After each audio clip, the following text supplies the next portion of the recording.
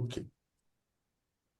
Então, pessoal, nós estamos aqui na presença da Lia Batista, que gentilmente aceitou estar aqui com vocês. Acho que o seminário com a Caterine, né, colocou muitas questões para a gente também não teve tempo de falar com ela, algumas coisas, né, algumas, enfim, questões que ficaram por ali. E desde 2020, assim, na verdade 2019, quando eu encontrei a Lia pela primeira vez, ao vivo, né, a partir da clínica do bebê aqui em Fortaleza, eu fiquei com aquele assombro, né, assim, poxa, existe psicanálise de bebês e alguém que eu estava de fato vendo fazendo a psicanálise com bebês. Então não era um livro que eu estava lendo, né, era de fato alguém fazendo aquilo. E eu estava nessa busca, porque em 2017, ali, quando eu criei a estante, eu descobri sobre a psicanálise com bebês, mas apenas através dos livros.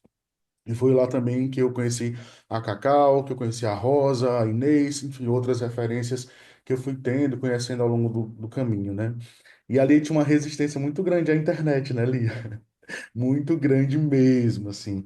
E aí eu estava aqui antes da reunião pensando, né, que em 2020 nós tivemos um boom de lives de psicanalistas falando, e eles pararam, né? Não, assim, são poucos que ainda continuam fazendo esse trabalho que alcança muitos, né? A live é gratuita, a live alcança tanto pais quanto profissionais, e acho que ali a Cacau são poucos assim o que eu vejo ainda se preocupando com isso, né? De falar nessa forma online, falar para todos e não ter essa coisa de nossa, eu preciso de um grande evento para poder transmitir o meu saber, né? Tem uma humildade aí nessa transmissão que elas fazem, eu admiro demais, acho que nos serve enquanto aprendizagem também para o nosso percurso, tá?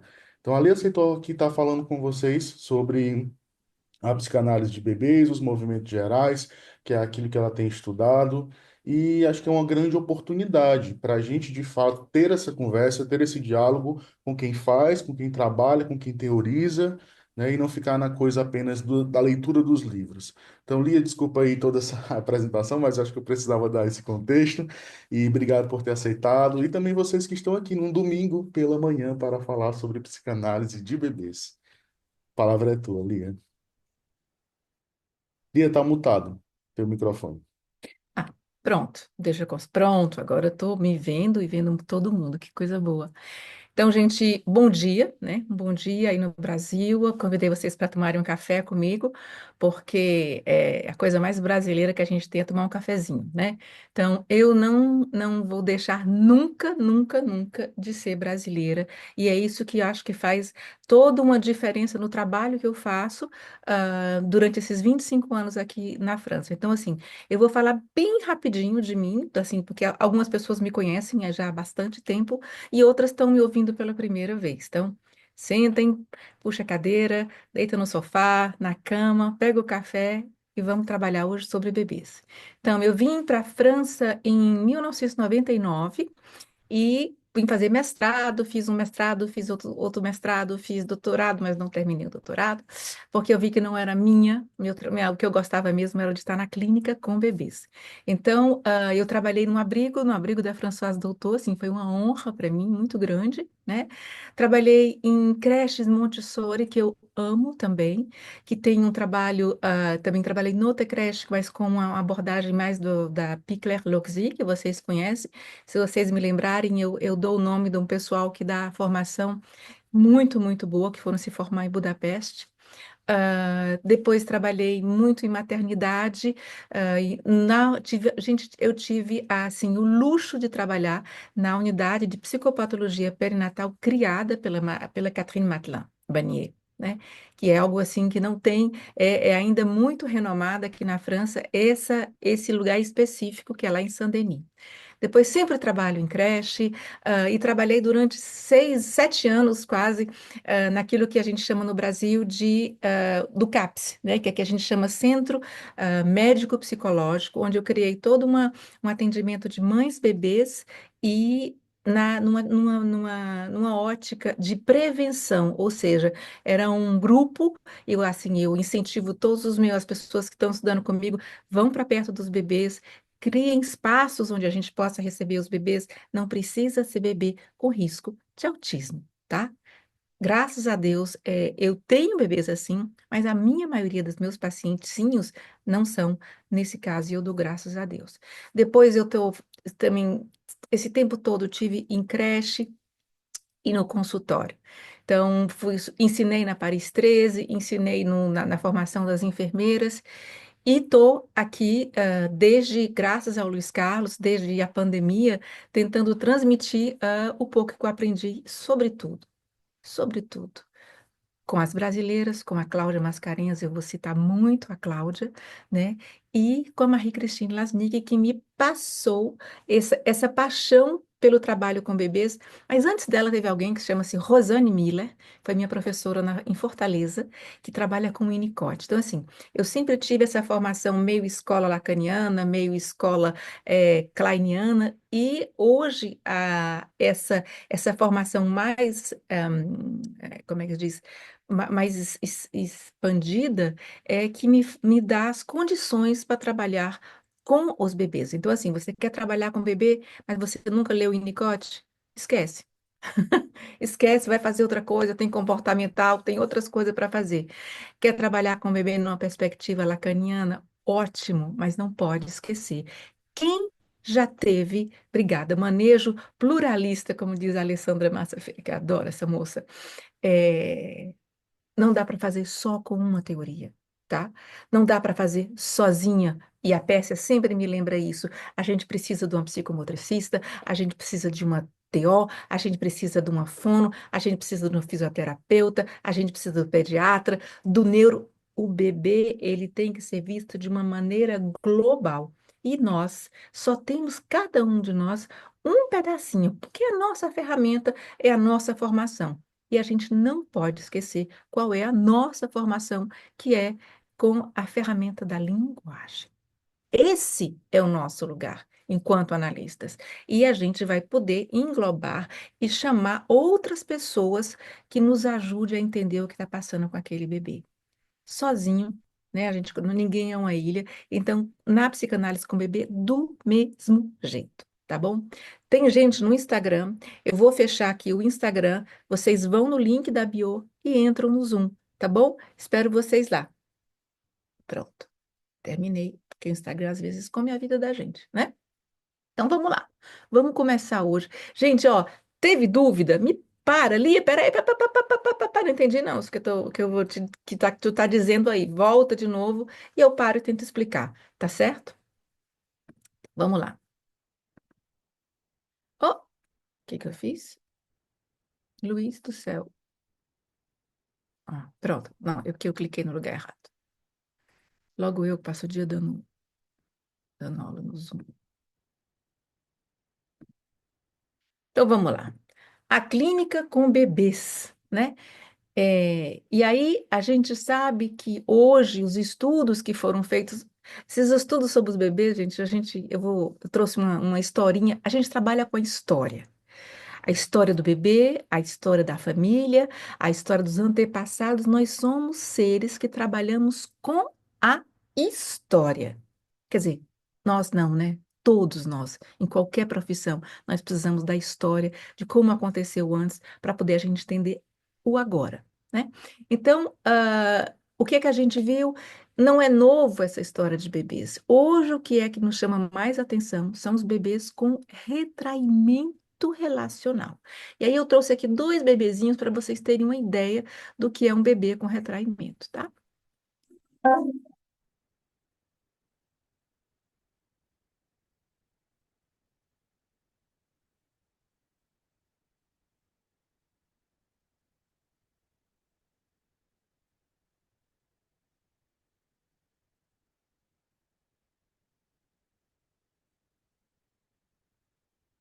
Então, esse retraimento relacional é uma coisa que a gente vai ver como base daquilo que vai nos interpelar em relação ao bebê, que pode vir de muitas razões, diversas e variadas, certo? Então, é, quando foi que começaram os estudos sobre o bebê? Vocês sabem? Já foram procurar? Porque é história. E a gente precisa saber quando é que começou. A gente começou em 1959. Como é, Lia? 1959? 1959. Sabe com quem? Com Darwin. Foi o primeiro que foi atrás de saber da genealogia. E aí só depois é que veio o Freud.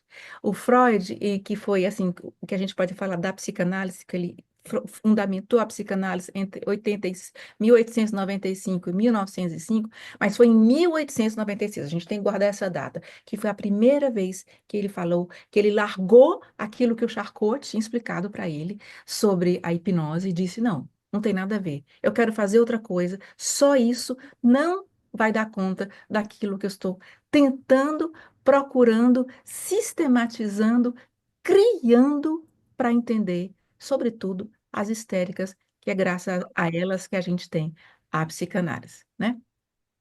Então, ao mesmo tempo, olhem as datas aí, gente, olha.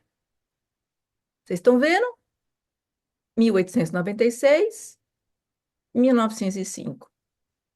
Olha só quem estava ali também mais ou menos na mesma data, que é o Jean Piaget.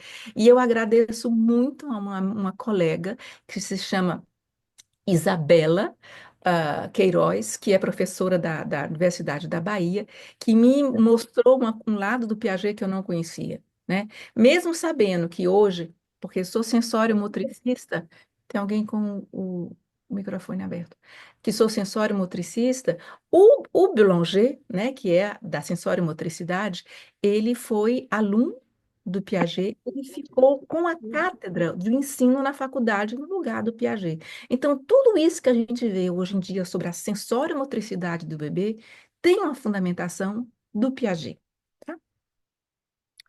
E aí depois o velhinho, né, que nunca atendeu criança.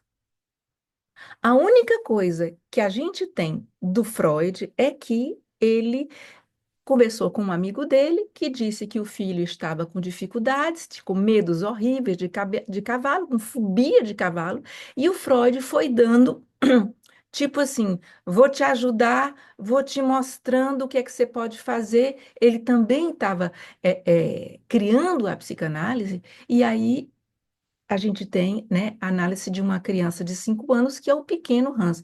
Mas quando eu vi essa foto, eu achei essa foto muito velha, aí eu achei melhor a gente trazer ela para hoje, ficava melhorzinha, né?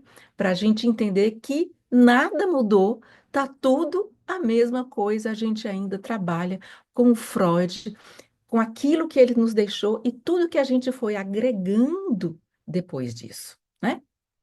Lívia, posso te atrapalhar um pouquinho? Diga. Cacau, Oi, Cacau. Cacau. Não, só lembrando, né, pegando esse teu link, falando do Max Graf, né?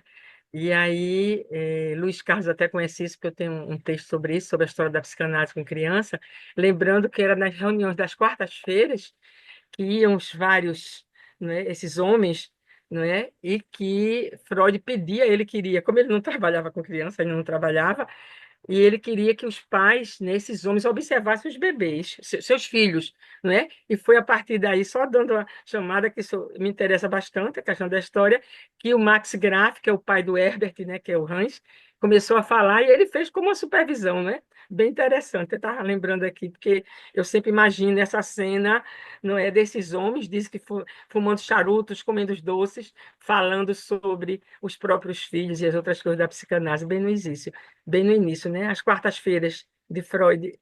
Só um complemento aqui. Muito obrigada, Cacau. Então, o meu intuito hoje não é falar sobre a história de Freud, mas dar algumas Eu lembranças, entendi, né? querida. Desculpa. Foi Isso. somente para Não, poder mas acrescentar, ótimo, porque é um Cacau. todo, viu? Nós estamos todos aqui para nos ajudarmos e nos complementarmos com aquilo que a gente, ninguém sabe tudo, né? Então, tem gente que é bem melhor em pesquisa e em teoria do que eu ajudo com a clínica, com a prática. Então, vamos lá. Então, o que é que tem na psicanálise? Quais são os fundamentos da psicanálise freudiana que nós precisamos ter? Sem, assim, não dá para fazer metade, tem que ser inteiro. Então, a gente tem que ter. a nossa análise pessoal, né?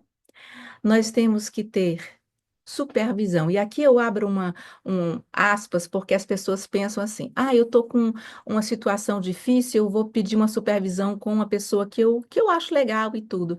Gente, supervisão, ela se faz da mesma maneira que a análise. Você faz supervisão toda semana, você faz supervisão no máximo a cada 15 dias, porque ela anda ao mesmo tempo que a sua análise e a sua clínica, certo? E, lógico, os seminários. Lia, mas aí, outro dia, eu lembrei de uma história muito engraçada. Eu gosto dessas histórias. Eu tive uma estagiária na creche, e aí ela chegou e disse assim: Madame Batista, o que que a senhora me aconselha para ler no início sobre bebês? Aí eu olhei assim para ela e disse assim: ó, você poderia começar com o Winnicott, né? Aí ela olhou assim para mim e disse: qual página? Aí eu já vi que não vai dar certo essa estagiária. Qual página? Jesus de Nazaré. Então, assim, seminários, grupos de estudos, eles vão não somente estudar a teoria, porque quando você está ouvindo alguém num grupo de estudo, ou só num seminário nas escolas, de psicanálise, você ouve e diz assim: nossa, aquilo ali bateu exatamente com a minha questão daquele meu paciente. Então, não dá para fazer só uma coisa. Gente, psicanálise é uma profissão de fé, viu? É para forever and ever, não tem brincar. Vou parar aqui um pouco, estou cansada. Não dá, porque a clínica chama você e questiona você o tempo todo. Então, vou falar hoje da psicanálise teorizada por Freud, que é uma prática do talking cure, né? Todo mundo conhece, e eu vou abrir uma aspas para esse talking cure do Freud, que era as pessoas vinham, os pacientes, e deitavam no divã. É isso. E hoje, com os estudos do Ajour e a Guerra e do Boulanger, que a gente sabe da importância do que a gente chama de pano de fundo, de o bebê estar protegido, ele está assim, com um caos, como a gente diz, assim, como uma proteção, um apoio nas costas. Por quê? Porque é assim que chegou o nascimento, encostado na parede uterina. Então, não era à toa, não. O neurologistazinho já sabia dessa história toda. E é assim que a gente consegue que o bebê entre em contato com a gente. Vocês já viram vários seminários, e aproveito que acho que em agosto tem seminário dela de novo no Brasil, que a Marie-Christine Lasnick vai falar da importância da gente organizar o bebê para que ele possa entrar em contato com a gente. O Freud fazia a mesma coisa, talvez sem saber. Então, mas como é que eu vou utilizar essa talking cure com os bebês, gente? Peraí, Lia, vai deitar o bebê no divã? Eu falei, quase, né? Quase. Por quê? A gente vai, como diz aí, eu gosto muito de usar todo o pensamento eh, que foi difundido por muitos anos de estudo da Cláudia Mascarenhas. Eu deixei um recadinho para ela, disse, Cláudia, eu vou usar e abusar do teu livro, e aí ela deu uma notícia muito boa, ela disse assim, Lia, eu vou mandar numerizar e vou jogar esse livro para o mundo. Então, esse livro que esse aqui, ó, né? Psicanálise para aqueles que não falam. Vocês estão conseguindo ver? Não. Mas eu fiz assim, no final da apresentação hoje, eu fiz um vídeo com todos os livros que eu acho, assim, livros de base que vocês podem ler, que vocês podem usar como apoio, tá bom? E a Cláudia, o que é que ela diz? A clínica com aqueles que não falam é, por assim dizer, o modo mais radical de comprovação de que a psicanálise é uma prática de leitura, um discurso sem palavras. E aí, assim, vamos destrinchar isso aí. Aqueles que não falam, modo radical, comprovação, prática de leitura, discurso sem palavras. Aqui você tem o resumo inteiro do que é o trabalho com bebês. Então, quando eu atendo, eu digo a primeira coisa, porque os pais, gente, olha, você traz o seu rebento, aquilo que você fez de mais precioso na vida.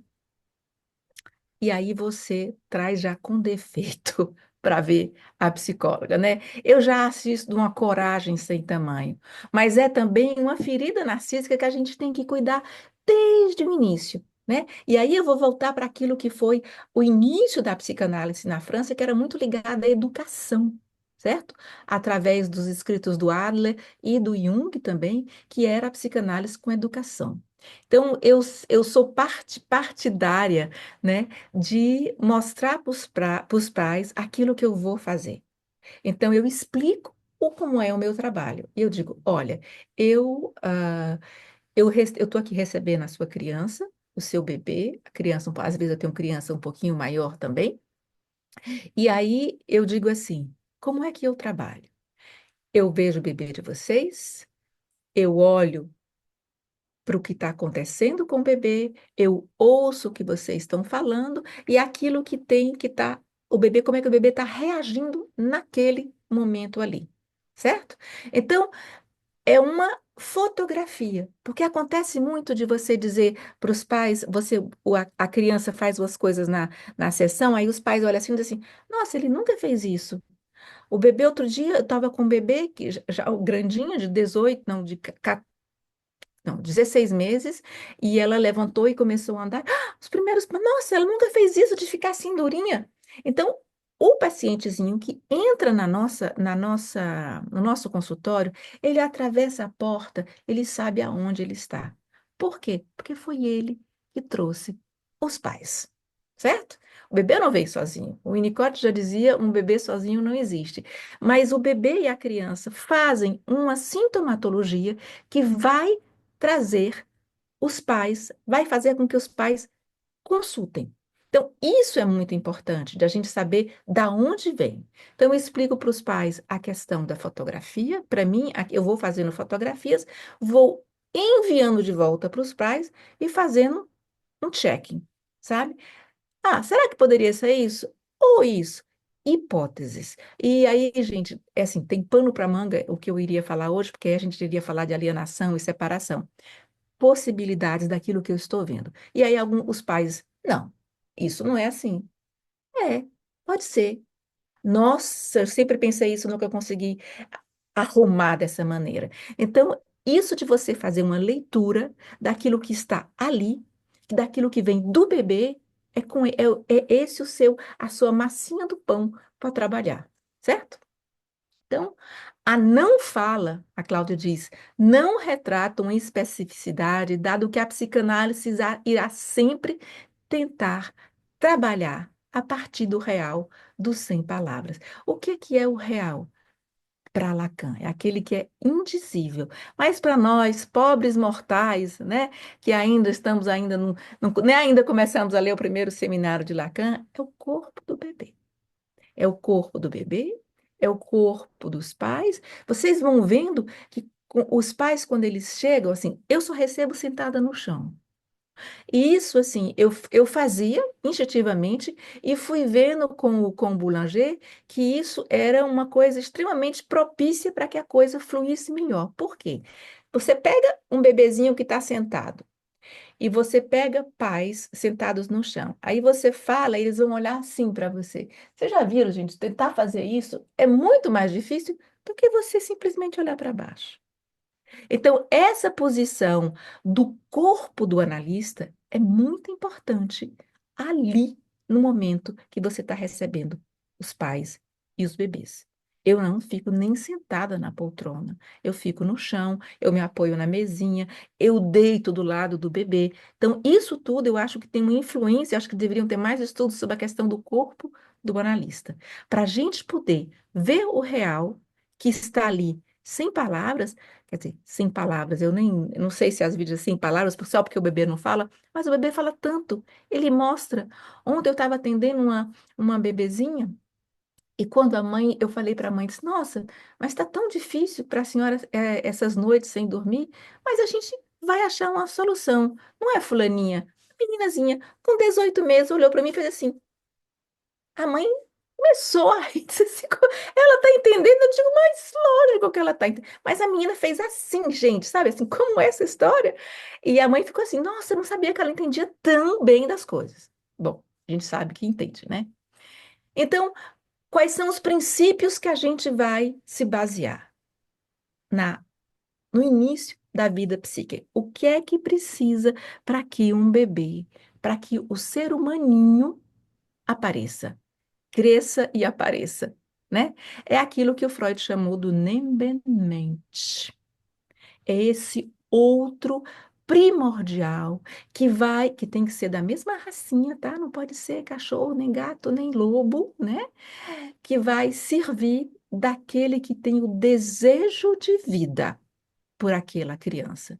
Tem um artigo meu no caderno do Preô, que é um artigo com um caso clínico que é exatamente isso, a questão do Nebenmensch, certo? E aí, o que que ele faz, esse Nebenmensch, Lia? Ele faz tudo. Ah, é a mãe? Não. Pode ser o pai? Lógico. Pode ser a tia? Pode. E o bebê que está no abrigo é aquela que é, referente daquele bebê no abrigo.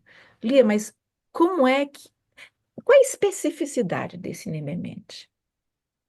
Ele vai transformar aquilo que está de uma maneira ainda desarrumada, ele vai codificar aquilo, dizer, isso que você está dizendo é isso, e depois, quando o bebê faz, ele já tem a leitura, e o bebê vê essa leitura e diz, isso aqui é o que eu estou querendo dizer. Estou simplificando, tá, gente? Que isso aqui é a equação de física de quinto grau, né? Nem de segundo grau. Então, isso vocês podem achar, por exemplo, no Bergès, tá? No Jean Bergès, que é essa questão do transitivismo. Então, vamos ver, eu tenho esse videozinho, que é um exemplo ah, do, que é um exemplo do Nebenmensch, que eu acho que muitos de vocês já viram, mas é porque é muito gostoso, né? Opa, não é esse aqui. Cadê ele? Gente, sumiu? Cadê? Ah, tá aqui, eu botei lá na frente. É aqui que eu queria chegar. Vou contar pro pai. Hum, Conta pro papai. É porque você quer ver desenho de madrugada. É? Hum. E é assim todo dia, né? Hum. Hoje, por exemplo, sexta-feira, você vai deixar o papai dormir de madrugada? Vai? Vai? É sério? Vai? É? Papai também te ama você. Papai ama você. Hum, é. Pois é. É porque papai, cara. Hum. É porque papai tava querendo dormir de noite, sabe? De madrugada. Aí você acorda. Aí papai tem que acordar junto.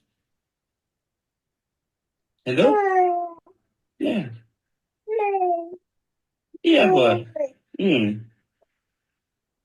E aí? A gente pode combinar alguma coisa? O que que o papai tem que fazer para você dormir sossegadinho, sem acordar de madrugada? Conta pro papai. Conta.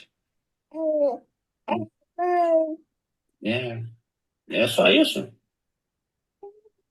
Né? Então, o que que a gente vê nesse vídeo, assim, extremamente esclarecedor, e esse é para Cacau, né, Cacau, que gosta muito da questão do pai, do que é um diálogo, do que é um embemmente, do que é uma codificação, do que é uma decodificação, do que é uma presença, do que é uma ausência, do que é uma modulação, a capacidade de esperar que o bebê diga alguma coisa, esperar para responder, e aí fica um bate-bola. Né? Que não é só eu que falo, não é só eu que sei, aí tem a falta do lacre, tem tudo nesse vídeo, tá? Vocês acham esse vídeo na internet, mas esse vídeo para mim é tudo o que a gente poderia dizer sobre do Nebenmensch. Vou voltar aqui. Opa. Então, esse real do corpo do bebê, por que que ele tem que ser encontrado? Por que que ele tá ali? Vocês viram o corpinho desse bebê? Toda a comodalidade do rostinho dele, é, do rostinho dele, das feições, do bracinho que levanta, da cabeça que move, isso tem uma. uma incidência muito grande naquilo que vai ser lido. Eu não posso ler do nada. Eu tenho que ir de encontro àquilo que aquele bebê está querendo me mostrar. Nisso exatamente, ah, dessa maneira de como eu vou ler, de como eu vou interpretar. Eu já tive mães que quando o bebê chega naquela fase, sabe que ele tenta já arranhar um pouco o rosto da mãe? E aí ela diz assim: Olha, a senhora está vendo? Ele fica me azunhando. E aí eu já vi mães na mesma posição, com o bebê do mesmo jeito, ele dizendo: Olha, ela me faz carinho o tempo todo. Então, essa leitura do gesto, do corpo do bebê, sermos capazes de fazer uma ilusão antecipatória daquilo que ele está querendo dizer de uma maneira positiva, gente, isso dá um trabalho sem tamanho. Então, o que é que está ali acontecendo? É a questão da pulsão, né, gente? A pulsão tão falada pelo Freud. Mas ali pulsão um negócio tão complicado de aprender, né? É. Eu levei anos para aprender, gente. Quando eu digo anos, são anos. Não foi 2, 3, 4, não. Cada vez, nos grupos de estudo que eu tenho, que começa um grupo de estudo, que eu começo desde o início da pulsão, eu digo, nossa, eu não tinha entendido esse pedacinho. Que bom, agora vou juntando pedacinhos para entender. Então, o que que o Freud falava? Gente, o Freud já tinha dito, nasce no corpo, tá? A pulsão é de origem infantil e de natureza sexual. É o impulso que sustenta toda a vida psíquica. Só que ela nasce no corpo. E ela vai do corpo para o outro, para o Nebermente, que devolve. E esse vai e volta construindo entre dois é que é a pulsão e que vai fazer a gente ter vontade de comer, de olhar, de tocar, certo? Então, essa absorção é uma pressão que descarrega por via motora e encontra satisfação através de uma ação específica vinda do exterior. Então, eu estou dizendo a mesma coisa desde o Nebemesh para ficar uma coisa que vamos tentar, assim, pela repetição. Não sei se vocês sabem, mas o Freudzinho dizia, precisa repetir para fazer traço minêmico. Não pode a mãe dar um beijinho a cada 6 meses, tá, gente? Tem que ser vários por dia, vários carregar, várias trocas de fraldas, vários historinhas para que faça, que fique, que faça função de inscrição no inconsciente. Então, assim, eu sempre gosto de mostrar é, uma coisa de uma imagem para ficar mais fácil para a gente entender uma parte mais teórica. Então, eu fui atrás e achei esse aqui bem legal, porque para mim é mais ou menos isso, a pulsão que passa entre dois, que se molda, que às vezes entrava, que a gente tem que, enquanto analista, dar uma puxadinha, voltar um pouco para o começo. E aí eu coloquei uma música que é bem legal.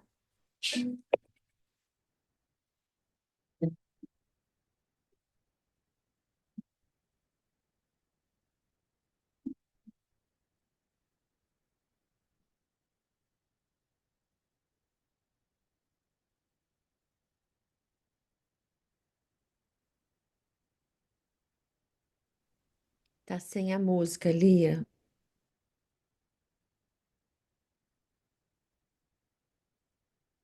Então, peraí, Luísa, eu tinha que botar, quando eu faço o compartilhamento de colocar o sono, é isso?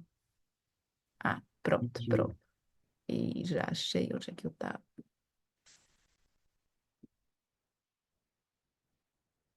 Agora vai. Estão ouvindo? Oi, ótimo.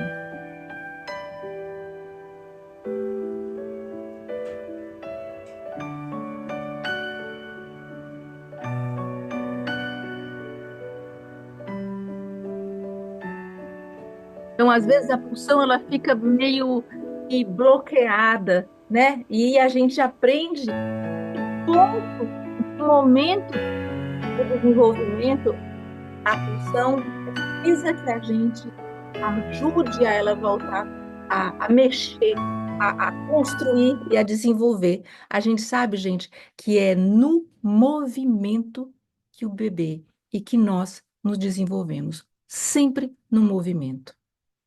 Então, vou tirar isso aqui. Lia, Oi. tá. Você diz assim que é sempre num movimento, que é sempre nesse movimentar que a gente se envolve.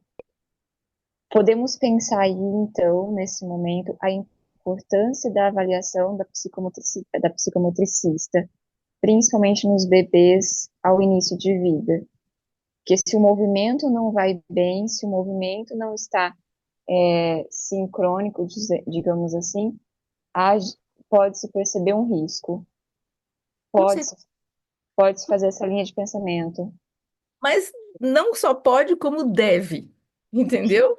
Porque, assim, a gente, por exemplo, aqui na França, a gente tem psicomotricista, né, que é para a gente no Brasil é ATO, dentro da unidade de UTI. Mas não tem fono.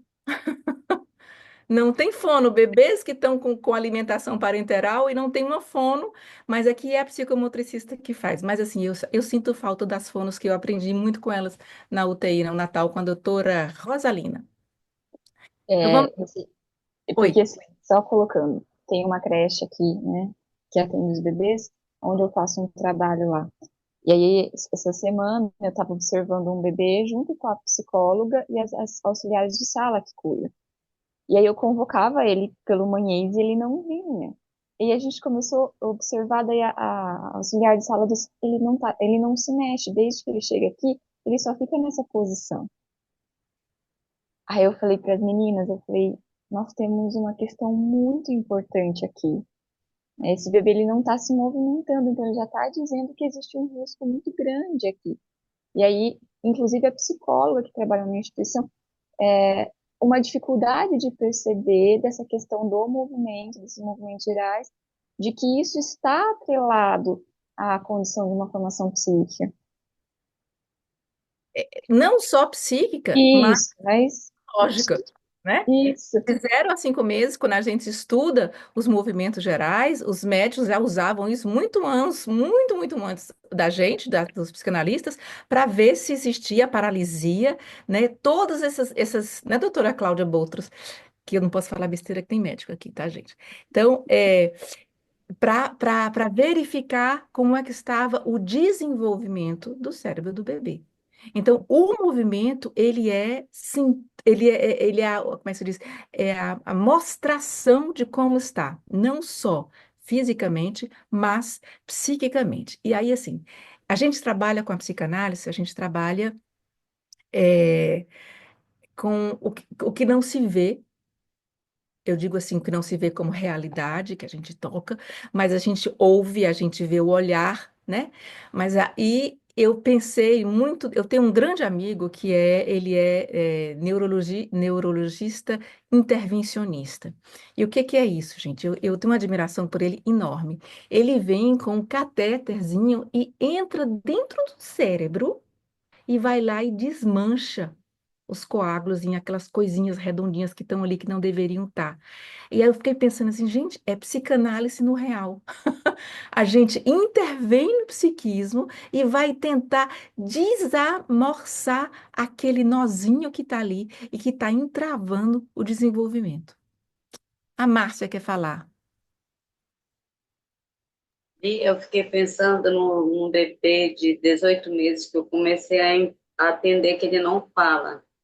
E essa coisa da repetição do traço que se escreve.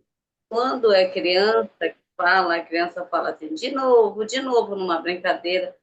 E ele começou a me levar com o corpo dele, emprestando meu corpo até onde ele queria repetir a brincadeira. Muitas vezes isso é visto como um movimento repetitivo, né?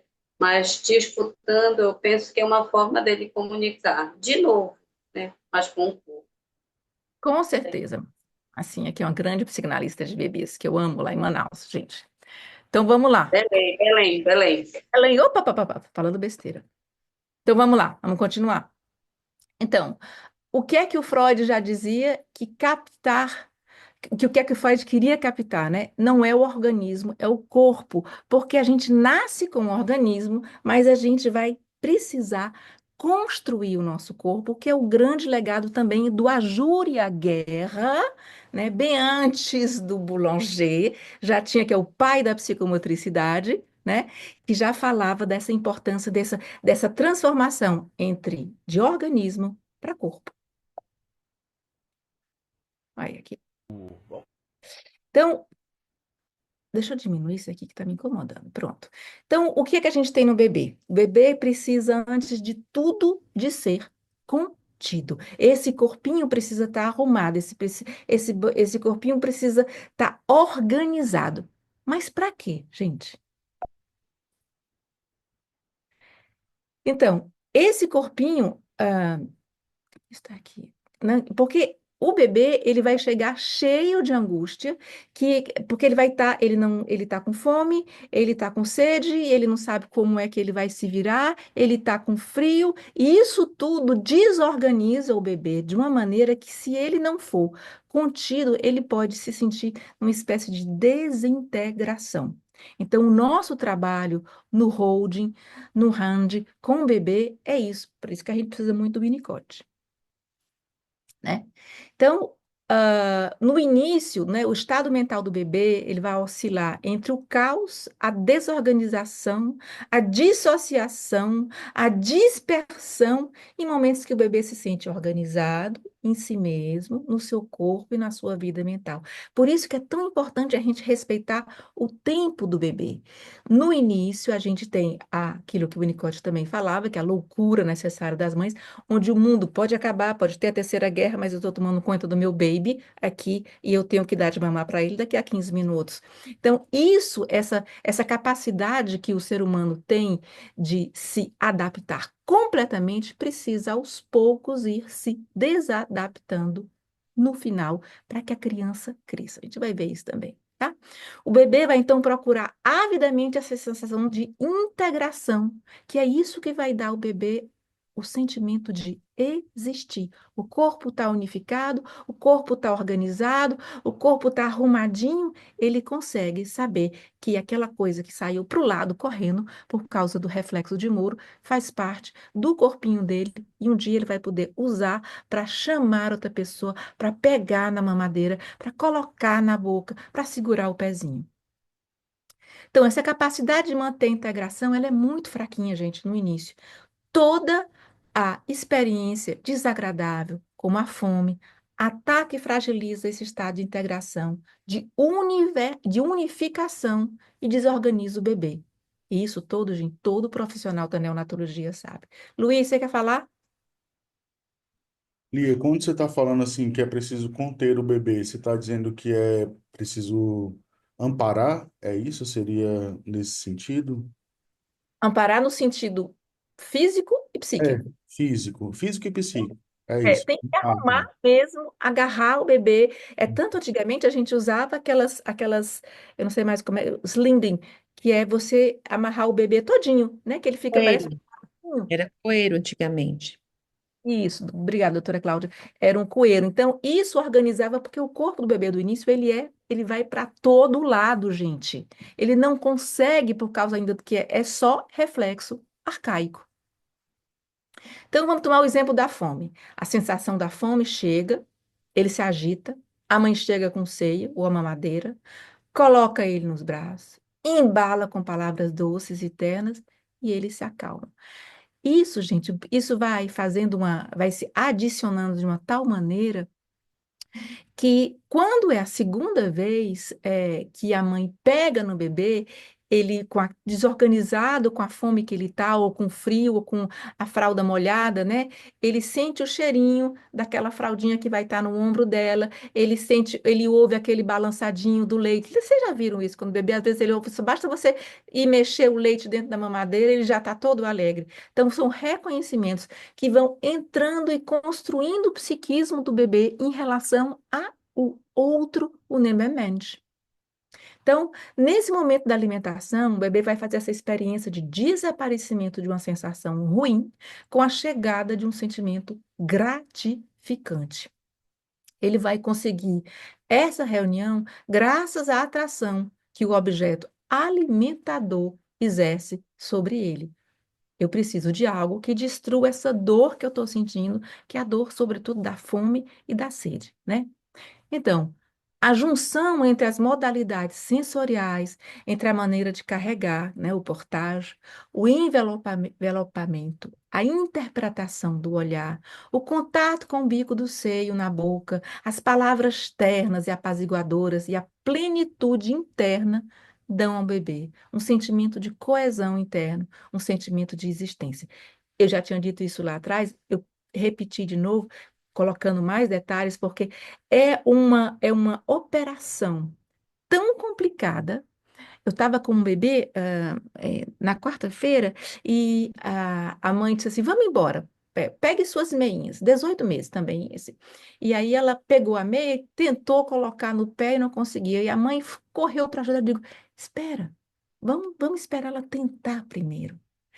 Quando o bebê consegue colocar e fazer algo em relação ao corpo dele, ele está também se integrando, ele está também desenvolvendo o psiquismo dele. Quando o bebê está brincando com a mão, que ele está olhando, aquilo ali, ele está conhecendo o corpo dele também. Quando a gente interfere, a gente é como se a gente dissesse para o bebê: você não sabe de nada. Então, essas primeiras experiências geram uma primeira organização da imagem do corpo. Olha só, gente, quando é que começa, né? Não é no estado de espelho, ela começa bem antes. No caso, que tudo se passa bem, né? Que é o que a gente chama de narcisismo primário. Aí eu vou mandar vocês para o Freud. Se essa experiência é suficientemente boa e repetida de maneira rítmica, e aí a gente entra na toda a questão do ritmo, que é importante, porque a gente sabe que, gente, o manhês tem um ritmo, o balançar tem um ritmo, o carregar tem, a maneira que você vai trocar a fraldinha do bebê tem um ritmo, a voz tem um ritmo. Então, porque isso é repetido e rítmico, vai ser suficientemente previsível para o bebê. O bebê vai então interiorizar aos poucos e depois vai poder encontrar em si mesmo quando ele precise, sempre com a ajuda do outro, né? E o que eu acho legal aí que o Bion falava é que ele dizia que o psiquismo nasce quando o desaparecimento, quando o bebê vai alucinar daquele seio, daquela mamadeira, daquela voz, daquele cheirinho, ele dizia que aí nasce, não diz que o psiquismo é o pensamento do bebê. Então, quando o bebê tiver fome, sua sensação será sempre de aniquilamento. Ele só poderá se livrar dela através da motricidade.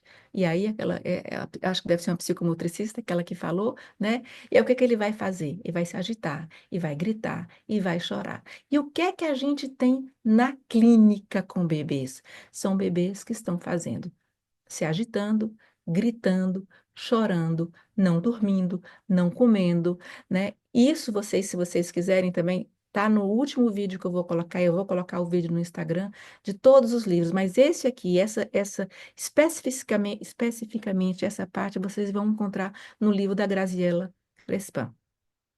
Se a mãe compreende, o pega nos braços, consola, falando com ele, ele vai se acalmar. Então, toda aquela desorganização vai passando porque existe uma resposta externa para a necessidade dele, certo? No entanto, ele vai ter sempre fome, gente, que a fome não acaba nunca, né?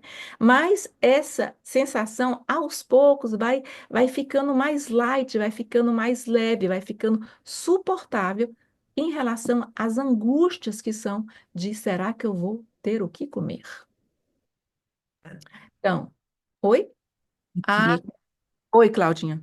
eu queria que você falasse que a importância de ter um grande outro e não ficar passando de mão em mão, porque a melodia de quem é aquele que vai, a melodia do tom, do corpo, da voz, daquele que vai absorver esse bebê, tem que ser um e não vários, porque os vários que vão pegando os bebês, por exemplo, numa creche, né, ou num abrigo, isso também é enlouquecedor. Né? Então, todo esse holding que você está falando, tanto físico quanto psíquico, é importante que seja um único, né? Um único sendo ajudado por outros, claro, mas que seja um de referência. Ah, importantíssimo isso que a Só uma doutora Cláudia. questão, Lia. Eu estava lendo recentemente um artigo da Regine Prat e ela estava falando, meio que dando esse artigo é direcionado para as enfermeiras, né? E ela fala da importância de que cada bebê seja tratado de forma única, mas que essa unicidade seja dado para a equipe, para que aquela enfermeira, assim, independente de qual seja, tente tratar ao máximo naquele padrão, aquele bebezinho, para que ele não estranhe tanto, né? Então, assim, meio que o bebê vai dar esse ritmo de cuidado para que as enfermeiras possam entender como ele quer ser cuidado, como ele quer ser segurado lá na UTI, né? Lá onde, enfim, na enfermaria onde ele está sendo cuidado. Mas que tem essa unicidade mesmo, ela fala disso, né? E uma Vocês vão encontrar um caso clínico meu também, é no outro cahier do Preô, né, Cadernos do Preô, que eu dou um exemplo do abrigo onde eu trabalhava, onde aconteceu uma dificuldade muito grande com o bebê, e aí esse trabalho, né, o trabalho da psicanálise na equipe é extremamente importante para unificar. E aí eu trabalhei muito, porque eu já tinha essa formação Picler-Loxi, que trabalha da maneira como você fala. Se vocês assistirem na formação sobre o banho do bebê, você acha que o banho dura 2 horas e o banho não dura nem 15 minutos. Tanto que é, primeiro, o banho da linguagem com o bebê, e que é o mesmo usado, esse mesmo, como são todas treinadas para isso, elas tentam falar da mesma maneira, não no mesmo tom, que isso não existe, mas tentando, a nível corporal, de pegar o bebê, de eu vou tirar a sua blusinha, aqui a manguinha que eu vou puxar. Então, isso tudo faz sentido e pela repetição vai dando ao bebê essa capacidade de se sentir unido. que é tirar o bebê também, Lia, dessa passividade, né? Assim, de que eu vou lá, tiro a roupa do bebê, troco a roupinha dele, limpo ele, e ele nem sabe foi o que aconteceu, a primeira coisa que eu fiz com ele, né? Então, realmente é tirar, e eu li a Regina para dizendo algo nesse sentido que você está falando, de que as enfermeiras às vezes esperam o bebê, tipo assim, ó, vou colocar agora a sua blusinha. Aí fica esperando a resposta do bebê. E elas entendem que uma mãozinha levantada é porque ele está ali colocando a primeira mãozinha na manga, né? É. Exatamente, Luiz. Exatamente. Então vamos lá. Ele vai transformar em um sentimento, ele vai se transformar em um sentimento suportável e pouco a pouco dá lugar a uma possibilidade do bebê de se representar o objeto ausente. Então ele precisa de ter essas sensações repetidas vezes para poder conseguir guardar esse momento dentro dele, e quando ele estiver sozinho, que a pessoa não tiver, que ele está ali no bercinho, ele pode usar isso para se acalmar, né? Aquilo que eu falei do Bion, é o começo do pensamento.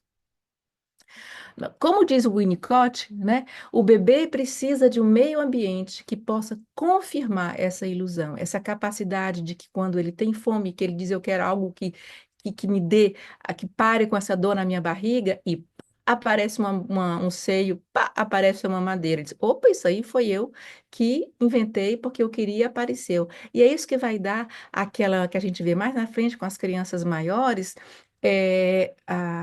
aquela coisa das crianças de achar que tudo é possível, que elas inventam e vai, é desse jeito, né? E é do jeito que eu quero. Vem também dessa capacidade que ele teve de bebê, de poder alucinar, e foi correspondido na hora certa, tá?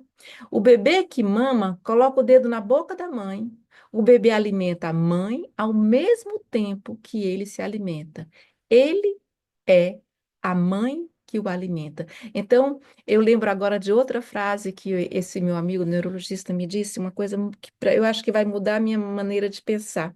Ele disse assim, Lia, onde não há troca, há roubo.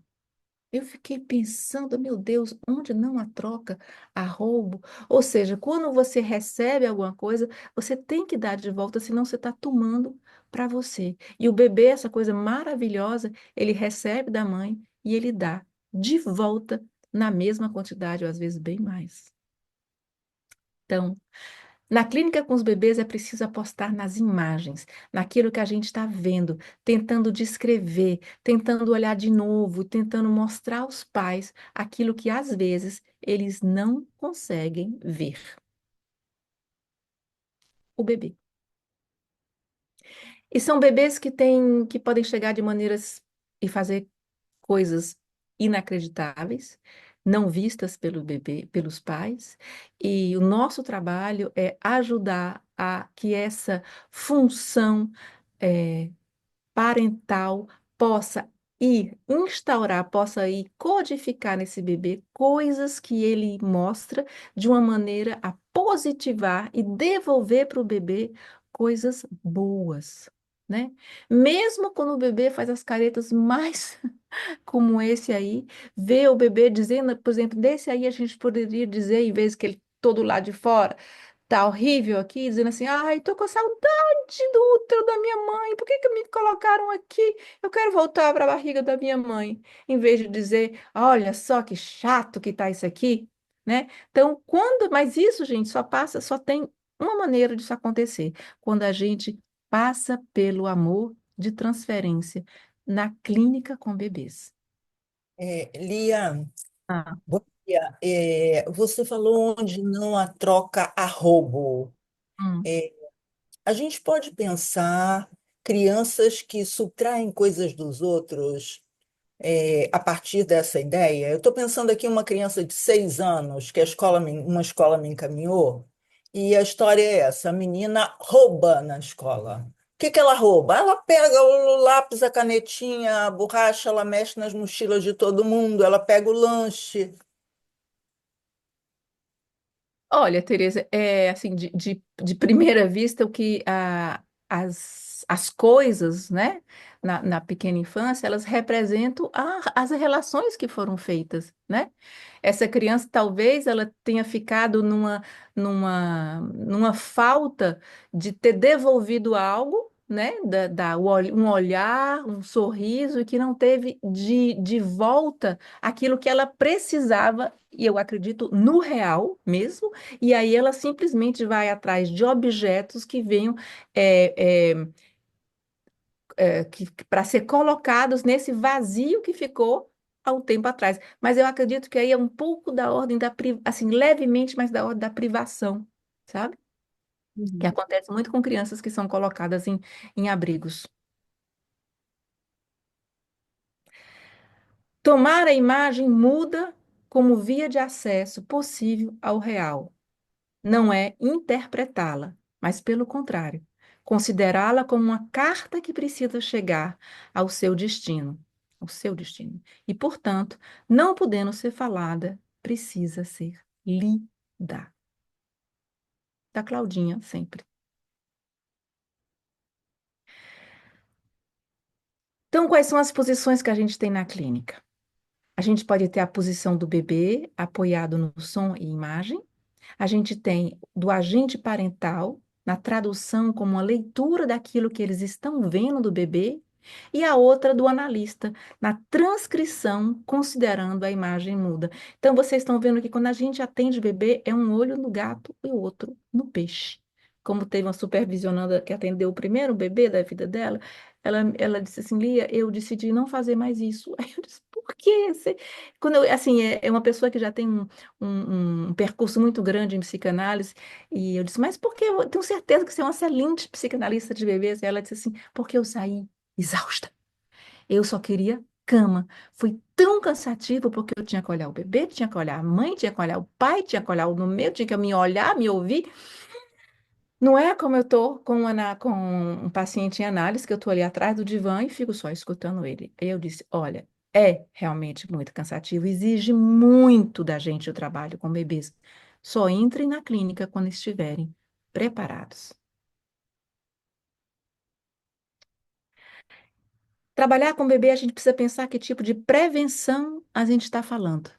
Da prevenção atenciosa, que vai ao encontro, ou da prevenção preditiva, que congela o destino. Então, eu faço, assim, eu tenho muito cuidado para não falar de risco de autismo em todo canto.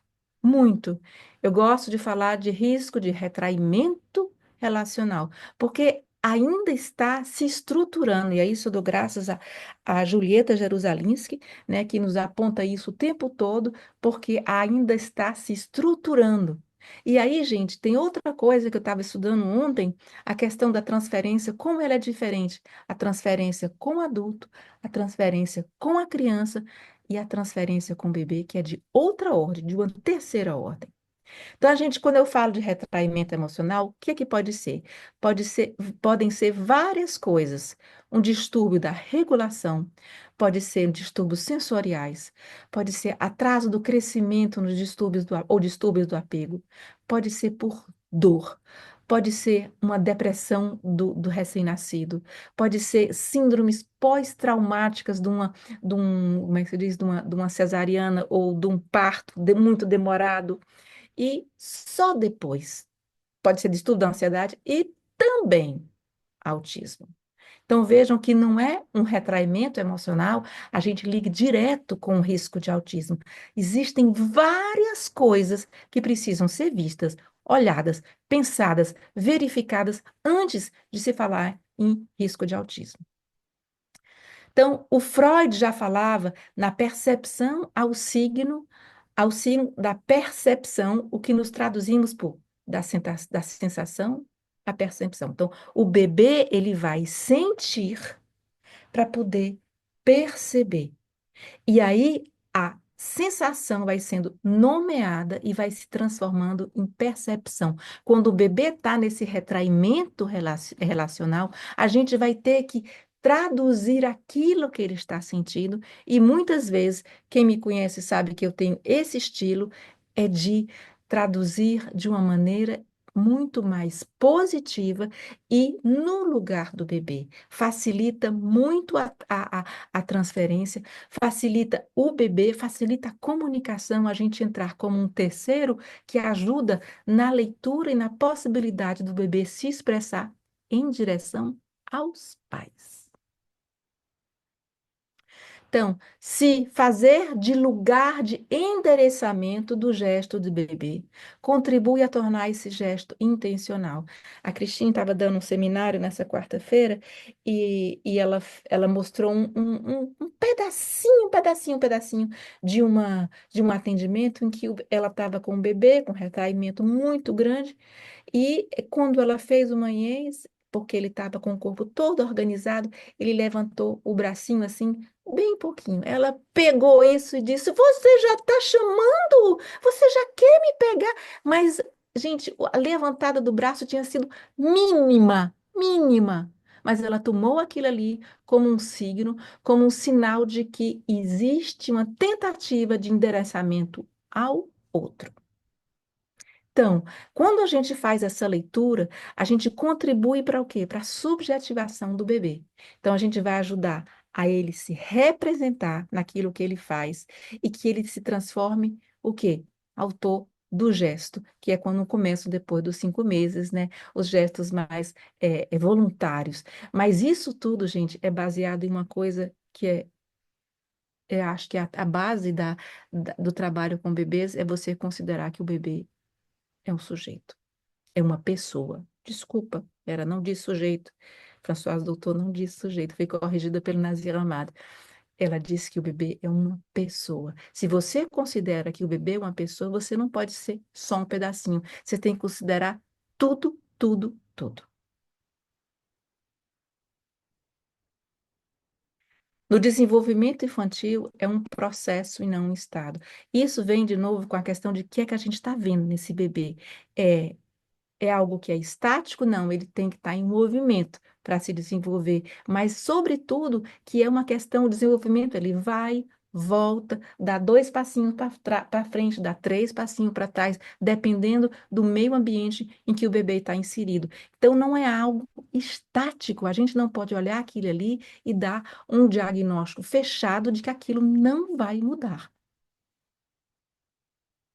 Então, falar no lugar da criança supõe fazer uma aposta na existência de um pensar e de uma capacidade de compreensão do outro, a nossa querida ilusão antecipatória.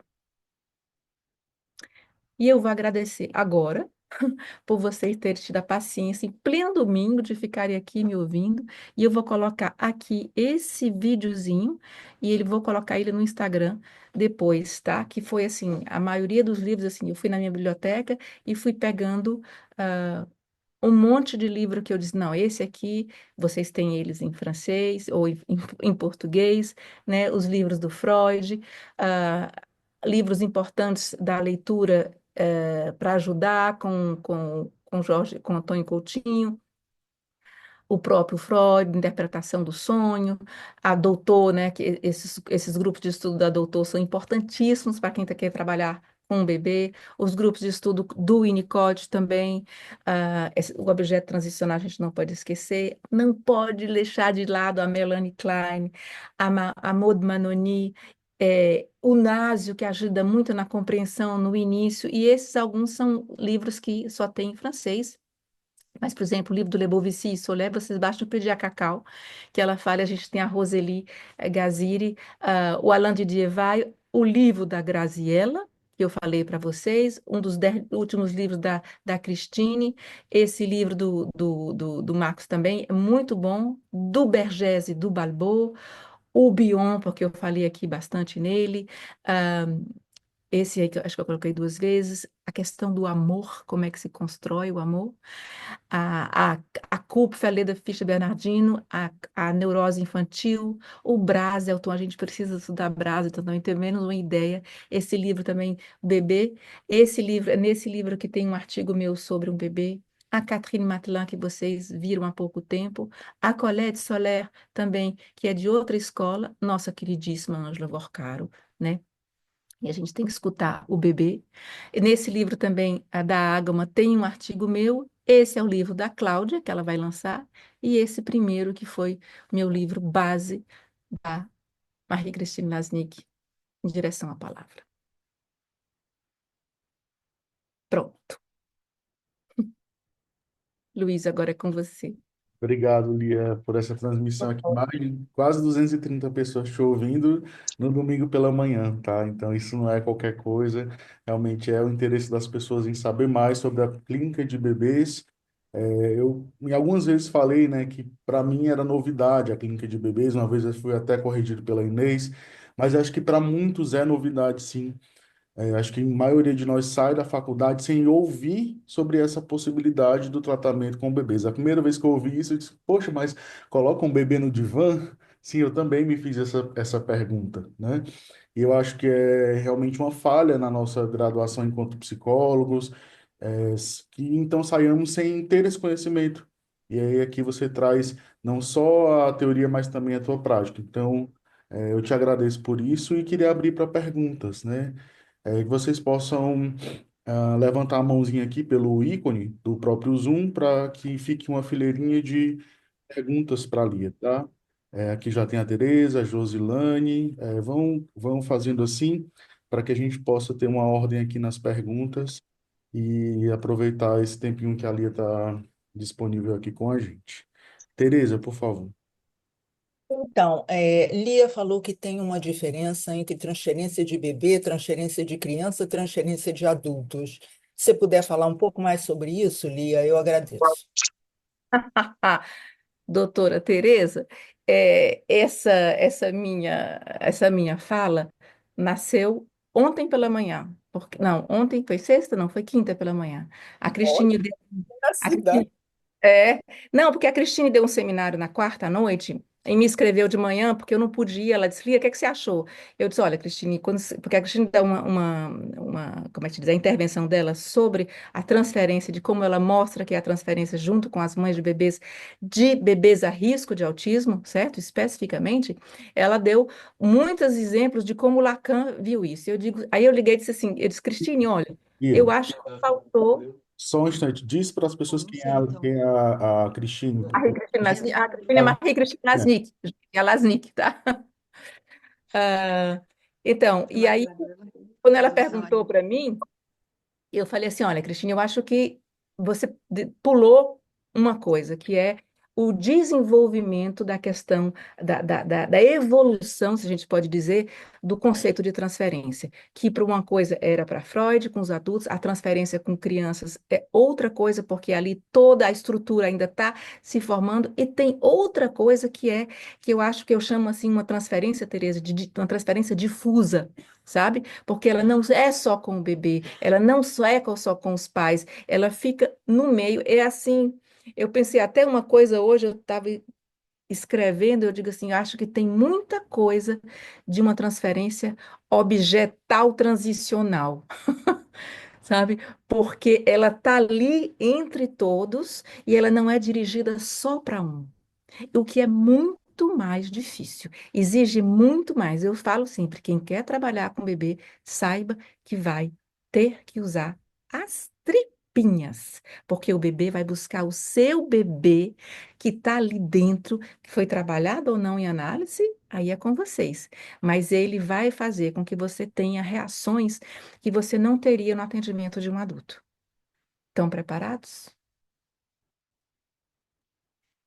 Josilane, por favor.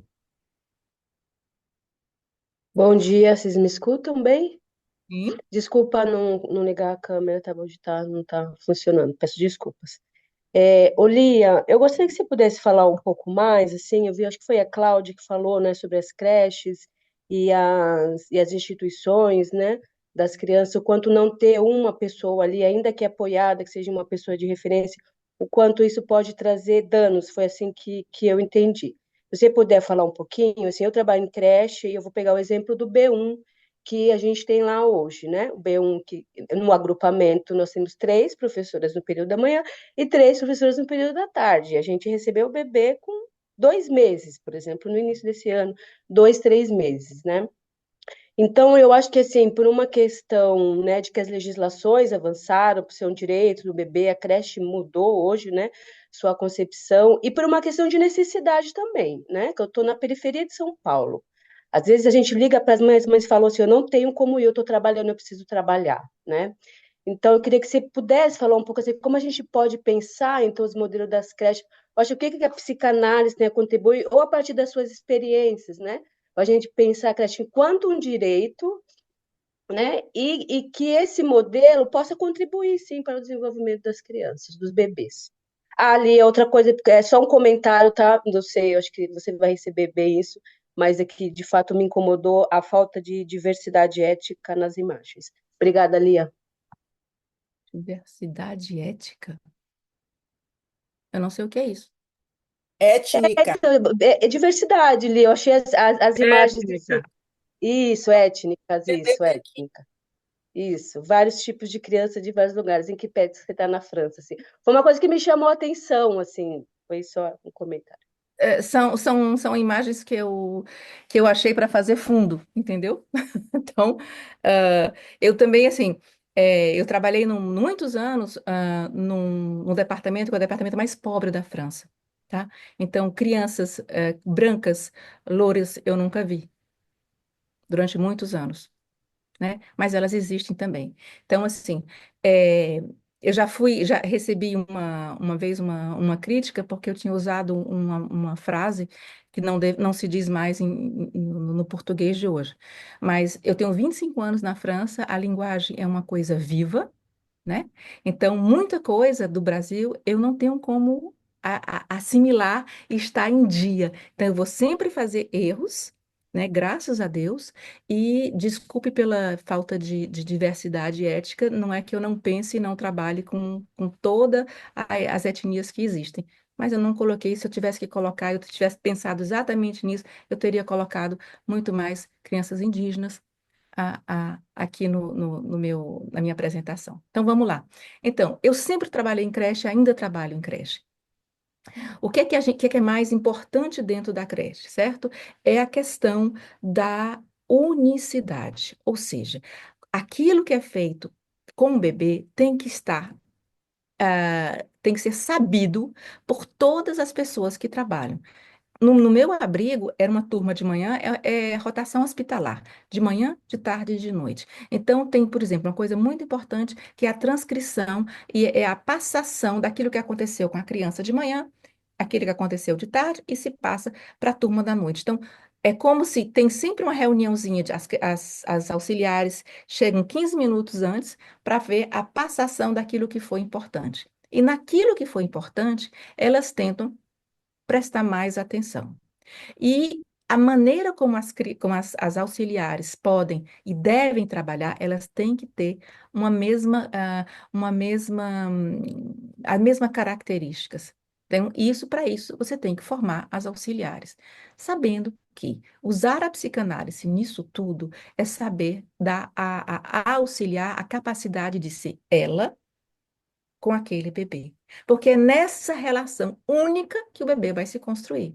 Então, ela vai ter os gestos que são, por exemplo, como o Luiz estava falando, de puxar, eu vou tirar a camisa, como é que se diz, a manga da tua roupinha. É o mesmo gesto, mas ela vai dizer, ai, eu vou tirar a manga da tua roupinha. Ô, bebê, e vai outra que vem lá de Porto Alegre e diz, ai, eu vou tirar esse couro do teu bebê, né? E aí vem a cearense e fala, ó, minha bichinha, eu vou tirar esse negócio do teu... Então, assim, essa capacidade, essa possibilidade de ser quem ela é importante para fazer a ligação com o bebê. Mas os gestos têm que ser aproximadamente os mesmos. E a única coisa que tem que ser igual para todo mundo é a questão de falar com o bebê e, sobretudo, de anunciar aquilo que vai acontecer. Daqui a 10 minutos você vai tomar banho, daqui a 5 minutos você vai comer. Você vai comer depois do André, depois da Tereza, antes do Ricardo. O bebê, ele ouve isso e ele entende e ele tem mais paciência. Eu digo isso porque no abrigo onde eu trabalhei, no abrigo onde eu trabalhei, tem era a maior confusão, era na hora do almoço, era criança gritando, que era 0 a 3 anos, era assim, uma loucura. Aí a gente fez a formação Picler-Loxi, gente, mudou assim da água para o vinho. Tem uma barreirinha, as crianças ficavam esperando, brincando, enquanto a auxiliar dava um por um. E aí essa questão do sujeito, do um a um da psicanálise, né? Respondi? Sim, respondeu. Obrigada, Lia. Cacau, por favor. Bem, Lia, obrigada, maravilhosa sua transmissão, né? Eu acho que é um compromisso, eu digo um compromisso ético da forma como você transmite a psicanálise de bebês, principalmente porque me chama muita atenção, não sei se você tem essa experiência aí, mas pessoas com pouca formação ainda saem da faculdade ou fazem algum curso ou outro, né, e já começa a atender bebês, quando eu acho também que é a clínica mais difícil, mais trabalhosa, né, por tudo que envolve, né? Então, ainda tem essa questão de, bebê é mais fácil atender quando é o contrário, né? Nós que atendemos adultos, adolescentes e bebês, vemos isso, né? Gostei muito dessa coisa que você lançou sobre transferência, eu acho que é uma boa se pensar nisso, não é? Mas a gente, né, quando atende o bebê e criança, eu falo muito das transferências cruzadas, não é, Lia? Justamente isso, a transferência, quer dizer, tanto nossa como dos pais, com o pai, com a mãe, com o bebê, com todo o entorno, né? Os profissionais, porque se a gente trabalha com bebê, você fala isso várias vezes, é importante a questão da transdisciplinaridade. Eu acho que ninguém atende o bebê sozinho, né? Então, eu queria só reforçar isso, não é? E que você passa muito bem. Agora, uma coisa que eu me pergunto é o seguinte: isso que você diz que o bebê precisa de continuidade, né? Quando está numa creche, quando está no hospital, quando está a continuidade, que alguma coisa, pelo menos, passe de um cuidador para outro, né? Outro. Uhum. Mas eu gostei muito quando você diz que cada um vai ter seu estilo, né? Você até falou tudo. Mas aí eu pensei, se você quisesse falar alguma coisa ou não, não sei, mas eu me lembro também dos ensinos de Miriam David, quando ela diz que os bebês, não é? Os bebês tentam, não é? Eles convocam o outro, alguns padrões de comportamento que tem, convocam o outro para também ter aquele comportamento de resposta para ele. Está entendendo? Veja, vamos lá. Ela fala o seguinte, deixa eu explicar melhorzinho, minha gente, que eu estou querendo falar rápido por causa do tempo. É o seguinte, Miriam David, que você conhece muito bem os trabalhos dela, ela dizia o seguinte: quando as crianças foram para o placement familiar, quer dizer, crianças foram acolhidas, minha gente, em outras famílias, né, era uma coisa do governo, da França, tudinho, ela percebeu que muitos padrões de comportamento, digamos, crianças que tinham sido tiradas, digamos, dos pais, iam para o lar substituto por uma questão de ou violência, de maltrato, tudo. E aí, quando ia para essas famílias, né, esses padrões de comportamento se repetiam. Então, muitas vezes, aqueles que acolhiam a criança também iam fazer determinada coisa, ou de maltrato, o que fosse. Foi a partir daí que ela criou uma coisa terapêutica para esse plasma familiar. Então, é só mais assim, se você pudesse falar alguma coisa sobre isso, do que os bebês também, não é, convocam, né, por padrão de comportamento que eles já têm, que adquiriram, para que a gente também responda de uma forma que é conhecida para eles, mesmo que seja uma coisa dolorosa, que não seja boa. Será que ele pode juntar? Adoraria você falar sobre isso. Olha, Cacau, eu acho que atualmente a coisa mais assim que vem mostrar a importância disso aí que você falou Uhum, é são os movimentos gerais, né? A gente vê de como os movimentos gerais induzem, quando eles não estão bons, sobretudo os fidget, uhum, induzem a parentalidade a irem por um caminho que não era aquele que deveria ser. O que é que eu ouço? Assim, eu não estou em hospital, então, o que é que eu ouço das mães que chegam com bebês de 1 ano, 9 meses, a partir de 9, 1 ano? É dizendo assim, quando bebês que tiveram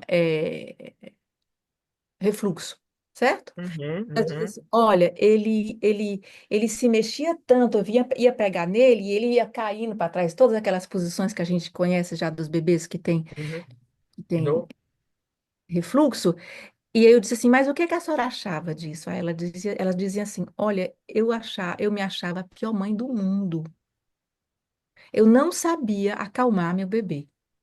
Então, vocês imaginem como o mal-estar do bebê, Cacau, vai induzir no outro um mal-estar também, que só consegue, se ele, no começo ele consegue, chega uma hora que ele baixa os braços e diz, eu não tenho mais o que dar de bom, se não vem de lá algo que possa me ajudar, me reconfortar também, porque nós somos seres de troca, né?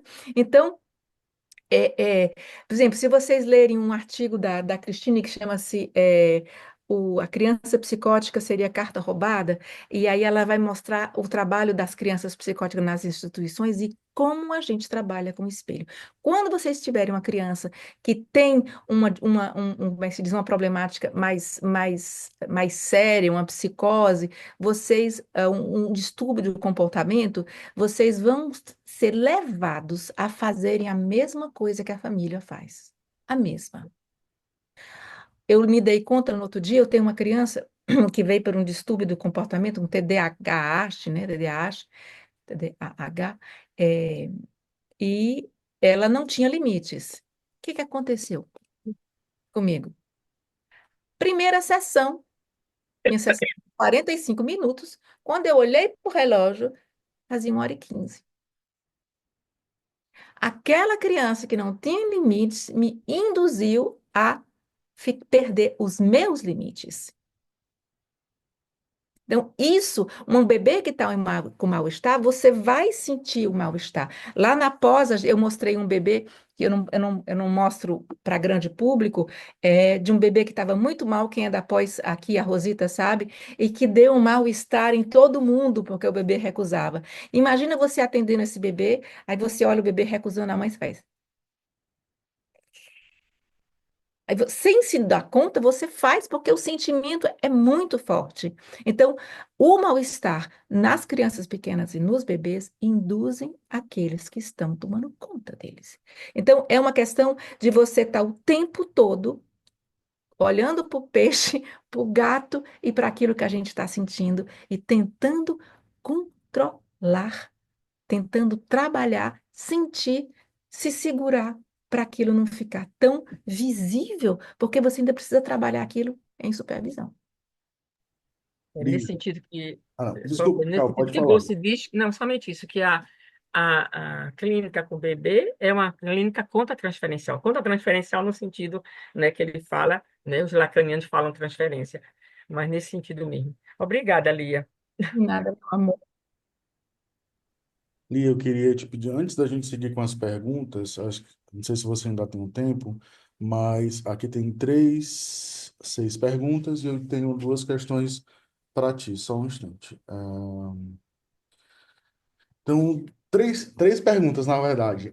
A primeira é um pedido para que você possa falar sobre os teus grupos de estudo. Eu acho que você tem um grupo de estudo sobre a clínica pulsional do bebê, né, que é aquele livro da Marie Couvert. Acho que você tem outro grupo. Enfim, fala dos teus grupos, por favor, para quem está por aqui. Acho que é necessário que a gente conheça os outros momentos de transmissão que se você tem tido. Se vai ter uma outra turma sobre os movimentos gerais, eu vi que foram apenas 25 vagas, não consegui a minha, gostaria de colocar aqui a minha indignação, porque eu queria muito ter participado, mas acho que o importante é que a gente tenha esse outro momento com essa formadora, né, sobre os movimentos gerais, acho que vai ser importante.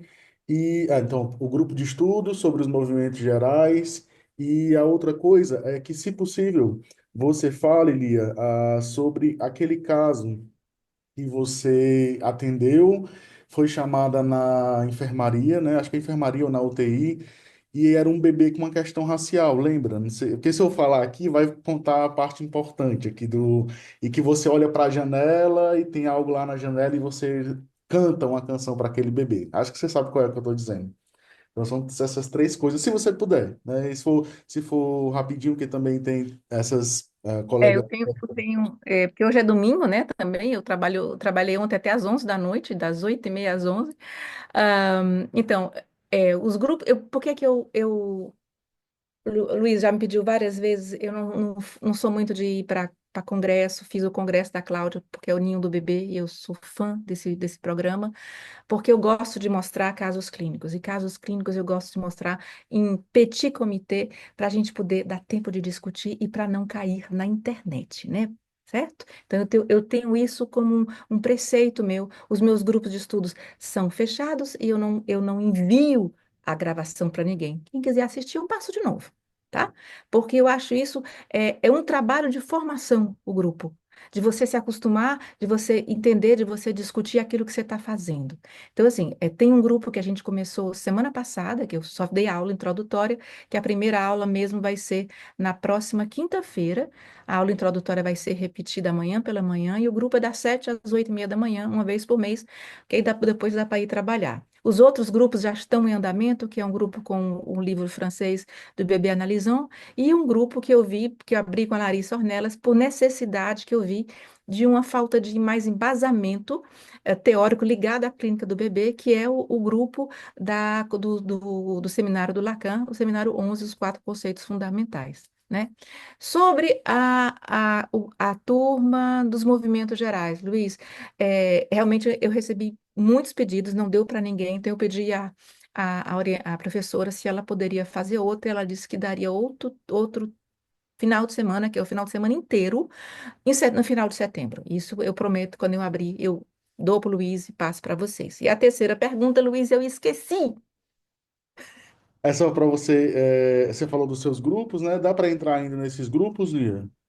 Nesse da semana que vem dá. Esse grupo de quinta, como podemos fazer para entrar, está em aberto. Tem alguém perguntando aqui a Carla. Mas acho que. Pode falar, Lia. Não, eu vou tirar esse link de hoje do Instagram e coloco o link da moça que faz as inscrições. Tá. Mas o que é a terceira pergunta? Diz aí. A terceira pergunta era só para que você pudesse falar sobre o caso clínico de bebês, que você canta uma canção específica para um bebê. Tá, mas depois a gente vai, eu não vou conseguir responder todas as perguntas, gente, tá? Mas é assim, esse caso clínico, Luiz, ele tá dentro do meu Instagram, eu posso colocar para vocês depois, aí vocês veem inteiro, mas assim, é um caso clínico que até eu vi aqui uma perguntinha sobre os bebês no Brasil, como é que são os bebês que dormem com os pais até 10 anos. O caso clínico foi um atendimento que eu tive que fazer para um bebê que era do orfanato, que já estava tentando se matar, diria assim, através de uma anorexia muito grave. E eu fui no hospital, era inverno, eram os primeiros invernos que eu estava passando na França, e eu não sabia o que fazer mais. Eu disse, meu Deus do céu, eu já cantei, já falei para ele, já usei tudo que o Winnicott, o Freud, todo mundo tinha dito, já tinha explicado, e nada, a menina nada de querer comer, não abrir os olhos, cheia de de fiozinho, né? E aí só tava eu sozinho, peguei, tirei a roupa, tirei meu pullover, e a gente usa umas camisetinhas no inverno para esquentar, né? Aí eu peguei ela, pequenininha, gente, ela tinha menos de um mês e meio. Botei ela dentro da minha roupa e eu fui fazer canguru. E aí eu deitei não, né? Sentei numa uma cadeira de balanço e olhei para fora a neve caindo, né? Eu disse, meu Deus, como é que eu vou voltar? E eu estava com filha pequena em casa e eu estava ali no pleno sábado. E aí eu começando a me balançar, me veio uma música do Asnavu que fala assim, eu posso botar para vocês depois, mas o que ele diz assim, é que a pobreza é bem mais suportável no calor, num país de sol. E assim, eu não sei por que que eu cantei essa música, entendeu? E só depois que eu fiquei sabendo que essa menina, ela é filha, a mãe tinha origem argeliana, né? Que é um país muito quente. Então, assim, eu fiz uma identificação com ela de estar com saudade do seu país, que era o meu, né? Que era o Brasil, e o dela, que era a mãe que vinha de um país quente. E no outro dia eu liguei para o hospital para saber como é que ela estava. A enfermeira disse assim: Ah, é a senhora que estava aqui ontem? Eu disse: Pronto, a menina morreu, você presa. E aí ela disse: O médico quer falar com a senhora. Eu digo: Agora que foi mesmo, né? Aí ele disse: Olha, eu estou querendo falar com a senhora porque eu queria saber o que foi que a senhora fez. Aí eu disse: Como assim? Disse assim: Porque ela abriu os olhos e está comendo. Se ela comer desse jeito, daqui a 2 dias ela volta para o abrigo para ser adotada. Coisas do outro mundo, gente, né? Não, não é do outro mundo, é psicanálise, mas foi assim. Então, a próxima pergunta, Luiz. Andréia, gente, eu vou pedir para vocês serem sucintas para eu conseguir responder o máximo que tiver aqui, A tá? minha pergunta é bem sucinta. Lia, você falou muito em conter, organizar o bebê, né? A mãe, a fome, né? Cessar tudo isso. Mas eu queria saber na prática no consultório. Uma vez no domingo, eu vi um vídeo seu, aí você estava usando uma cadeirinha, que o bebê fica meio inclinado. Eu queria saber na prática, se você está lá no consultório, você está sentada no chão, você Ai, usa uma cadeirinha dessas ou você não, deita não, ele no. não é uma Como cadeirinha. que você Não faz? é uma cadeirinha. Não. É um travesseiro de amamentação que você coloca em forma de útero. E aí você coloca o bebê dentro. E aí ele fica assim, todo arrumadinho. Não é cadeira. Aí você Ah, e pode vocês têm comprar. aí na Mas França, vocês né? têm também, que Ah, isso, é? gente? Ah, Vocês tá. têm aí travesseiro de amamentação. Toda mulher tem aquele negocinho que você põe aqui. Ah, tá. Isso você tá falando em forma de útero. Ah, tá. Tá Aí bom. você É pega, que só esse meu isso. é bem grande, e aí eu faço assim, amarro, dou um nozinho, porque eu vejo o tamanho do bebê, se o bebê é menor, se ele é maior, e aí o bebê fica todo arrumadinho, assim. Ah, tá bom. É só isso. Obrigada. Ana Júlia. A minha não sei se é muito sucinta. Eu fiquei curiosa em relação à última fala dela, quando fala do bebê enquanto uma pessoa e não enquanto sujeito. Olha, isso foi a Françoise Doutor, quando ela foi convidada a fazer dar os seminários pela rádio. O jornalista, mais um cara de marketing, disse: Olha, uma pessoa fica muito assim, vamos botar sujeito, que é mais parecido com psicanálise. Acho que ele devia ter lido Lacan. Então, ele ficou. O bebê é um sujeito, era o nome de uma das emissões. Mas a Françoise nunca disse isso. A Françoise é toda íntima, né, gente? Amiga da Françoise. É, ela disse: o bebê é uma pessoa, mas é que dá a mesma coisa. Mas não foi isso exatamente que ela. E eu queria só salientar isso, tá, Ana? Tá na mesma coisa. Mas essa frase não é dela. Que é mais, Tá certo, então. Obrigada. acho que é mais um sentido de que o bebê tem direitos, o bebê tem vontades, o bebê, ele é essa pessoa que tem a sua singularidade, acho que tem essa coisa da transmissão da doutor e de nos fazer perceber esse outro lugar do bebê. Até porque diziam para ela, perguntavam para ela no seminário: doutor, o que que é o sujeito para você? Aí ela respondia para me ajudar, porque eu fiz um TCC sobre isso. Ela disse assim: eu não sei o que é o sujeito. Joia, doutor, a gente adorou você dizer que não sabe. Nancy, por favor. Oi, Lia, bom dia. Oi. Gratidão pela manhã. Queria só que você nos dissesse qual é o grupo que você sugere para a formação Pickler. É o grupo, chama-se Ateli. Eu não sei se eles dão.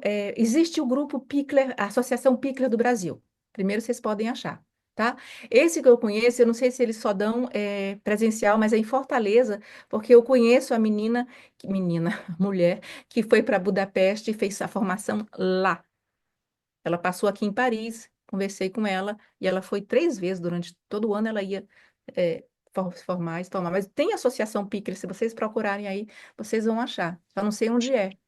Ok, vou buscar. Muito obrigada. Nada. Patrícia, por favor. Oi, bom dia, tudo bem? Eu sou uma namorada da psicanálise, assim, mas eu sou enfermeira, tenho 14 anos de experiência em CAPS infantil e atualmente não estou mais no CAPS infantil, mas eu tenho recebido muitos bebês porque eu sou acupunturista.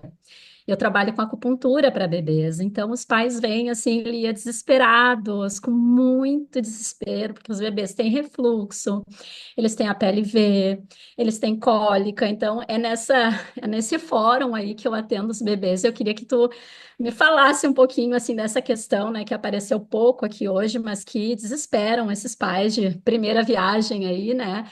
E que às vezes desconecta realmente, eu percebo ali uma desconexão, às vezes, da mãe com o próprio bebê, é um feedback negativo o tempo inteiro, é uma exaustão, eu diria assim, desses pais. Eu queria que tu trouxesse um pouquinho assim do que das possibilidades assim, né, nisso. E claro, eu trabalho com terapeutas ocupacionais, encaminho quando eu vejo que tem alguma questão psíquica de risco para o desenvolvimento ali.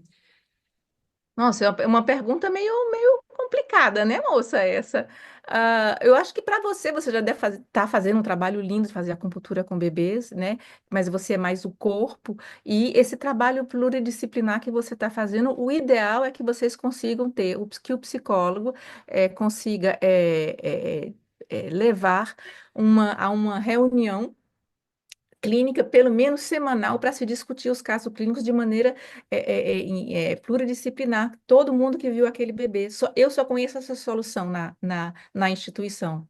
Não conheço outra. Agora, para você, assim, você pode ver essa formação dos movimentos gerais, você tem o grupo do Winnicott com a Cacau, tem vários grupos de estudo no Brasil inteiro que vocês podem fazer só sobre bebês. Eu só peço uma coisa, procurem alguém que tem prática, que recebe bebês o tempo todo e que vocês possam ir assistir um dos grupos e ver como é o atendimento com o bebê. Porque é isso que vocês precisam. Peraí, na hora, como disse uma menina na poça, na hora que este bebê chega, eu faço o quê? Obrigada. De nada. Tem uma questão, assim, eu sei que você está com o tempinho corrido, mas tem mais duas questões aqui e eu tenho uma última. Nesses momentos de transmissão, a gente fica com vontade de fazer, já lhe falei isso, que eu saio das suas transmissões com vontade de ir lá e atender um bebê amanhã mesmo. Por mais que eu tenha a formação lá com o Procip da Daniele Vanderlei, mas eu ainda não me autorizo a receber bebês, acho que vai demorar muito para chegar nesse lugar, mas essa é uma questão minha, né? Da minha própria clínica. Mas será que não dava para, assim, em algum momento, você fazer algo nesse sentido, né? De falar de fato fazer um curso ou uma formação sobre a prática em si com os bebês? Porque, por exemplo, a coisa que você está colocando aí, né, de uma almofada que meio que tem essa teoria do útero, o porquê disso, são coisas que a gente não sabe, né? Então, assim, acho que você já percorreu um caminho e que poderia, de certo modo, pelo menos nos dar os primeiros passos, como você gosta de dizer, de como começar a atender bebês, porque tem gente que já está, acho que mais avançado do que eu nesse sentido, quer atender bebês, mas está muito perdido, né? Então, assim, acho que vocês que têm mais experiência, você, Cacau, Daniele, tem algo a nos ensinar também nesse sentido da técnica. Eu sei que a psicanálise não gosta muito de falar de técnica nesse sentido, né? Porque a clínica de cada um tem uma questão da transmissão, mas será que não seria possível? Porque a gente Eu precisa. acrescento um dado aí, que é a questão da filmagem. A filmagem é uma pedra no meu caminho. É extremamente necessário, Não, né? eu não sou amiga de filmagem, não. Então, uma hora você tem que falar onde é que entra a filmagem aí na clínica com bebês, por favor. Tereza, estou contigo. Ser aluno da pós, não vale, gente, não vale, tá? Ser aluno da pós. Luiz, ó, você falar esse tipo de coisa na frente da Rosita, você coloca numa situação muito complicada, entendeu? Porque a Rosita já tinha me pedido, depois teve outra pessoa que perguntou lá na pós. eu prometo, eu Porque vou dar só uma questão assim, é muito fácil assim, eu acho que é muito fácil quando você está na França, por exemplo, ver um seminário seu ou ir, enfim, sei lá, observar você fazendo o Alasnik. Aqui a gente não tem isso, entende? Aí assim, continua, por favor. Não, não, Luiz, você, talvez no Nordeste a gente não tenha tanto, mas tem a Daniele, tem a Cacau, tem a Silvia do Ninar em Recife, ah, Aqui em tem Fortaleza eu não muita gente. conheço. Não, aqui em Fortaleza as pessoas que fazem isso aprendem com você. No Rio não tem nada, não tem Tem a Ó, nada. Vera Zimmermann, meu amor. eu vou citar a Cláudia. A Tem Cláudia tem. kleiniano, não tem lacaniano atendendo o bebê, praticando com o bebê. A Eu vou- Cláudia em São José do Rio Preto, e ela é um amor, eu já fiz contato com ela, e ela fala assim: venham para São José ver os atendimentos do bebê no Então, ninho do vocês, bebê. pronto, Cadê a Cláudia? Acho que ela já Em saiu Belo daqui. Horizonte tem Roseli Gaziri Melgaço, que atende tem a bebê em Roseli Belo Horizonte. também, tem o pessoal da Horizontes no Rio Grande do Sul, em Porto Alegre, tem gente assim, Tudo tem gente. longe. Mas é bem, eu sei, eu concordo com você, Tereza, é uns pinguinhos ali. Então, eu vou fazer o seguinte, eu prometo para vocês, deixa eu ver, em outubro, eu dou um curso para vocês sobre isso, certo? Prometido. Mais perguntas? Começa a dívida. Ai, meu Deus. Cíntia, por favor. Mas enquanto isso, vocês podem fazer, por exemplo, as formações do NIP. Vocês podem fazer os grupos de estudo. Não dá para esperar até lá, não. Vocês têm que já se formarem, pelo menos teoricamente, para poderem e compreenderem a prática. Vai ter a jornada dos ciclos da vida também, né, Cacau? E aí vai ter uma super jornada da Cacau, gente. Vai ter gente daqui, vai ser 10. Ah, tem a Pascal Ambroise que vai falar no dia. Ela vai falar em Salvador, mas eu não sei se vai ser online. Que é uma grande pedopsiquiatra infantil daqui da França, diretora de um serviço, e ela atende bebês com irmãos de crianças autistas. Muito bonito o trabalho dela. Marie, em agosto, no Instituto Horizontes, ela volta ao Brasil. A Marie Christine, sim, Marie Christine em agosto vão juntando dinheiro para pagar a passagem para quem não mora perto do Rio Grande do Sul. A Lasnik está aí em agosto. Quem mais? Luísa, Tem a você. Alicia Lizondo da SOS Brasil, Lian. Alicia, Lindona! né? Tem a Alicia E a Lizondo, Alicia também, perfeita, lógico, é. maravilhosa. São Paulo tem muita gente, tem Maria Ângela Mendes, tem Um lugar de vida. não é agora não é lacaniano, né? Mas tem uma experiência.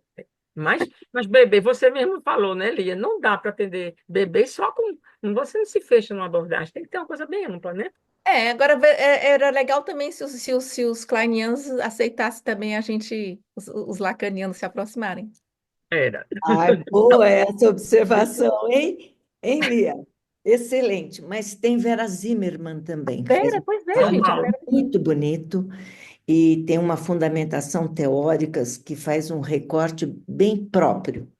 Gosto muito de ouvir a Vera e ela tem experiência de ter sido a coordenadora de um trabalho muito bonito que foi o CRIA, cujo governador do estado, governador anterior, fechou porque ele disse que não havia necessidade.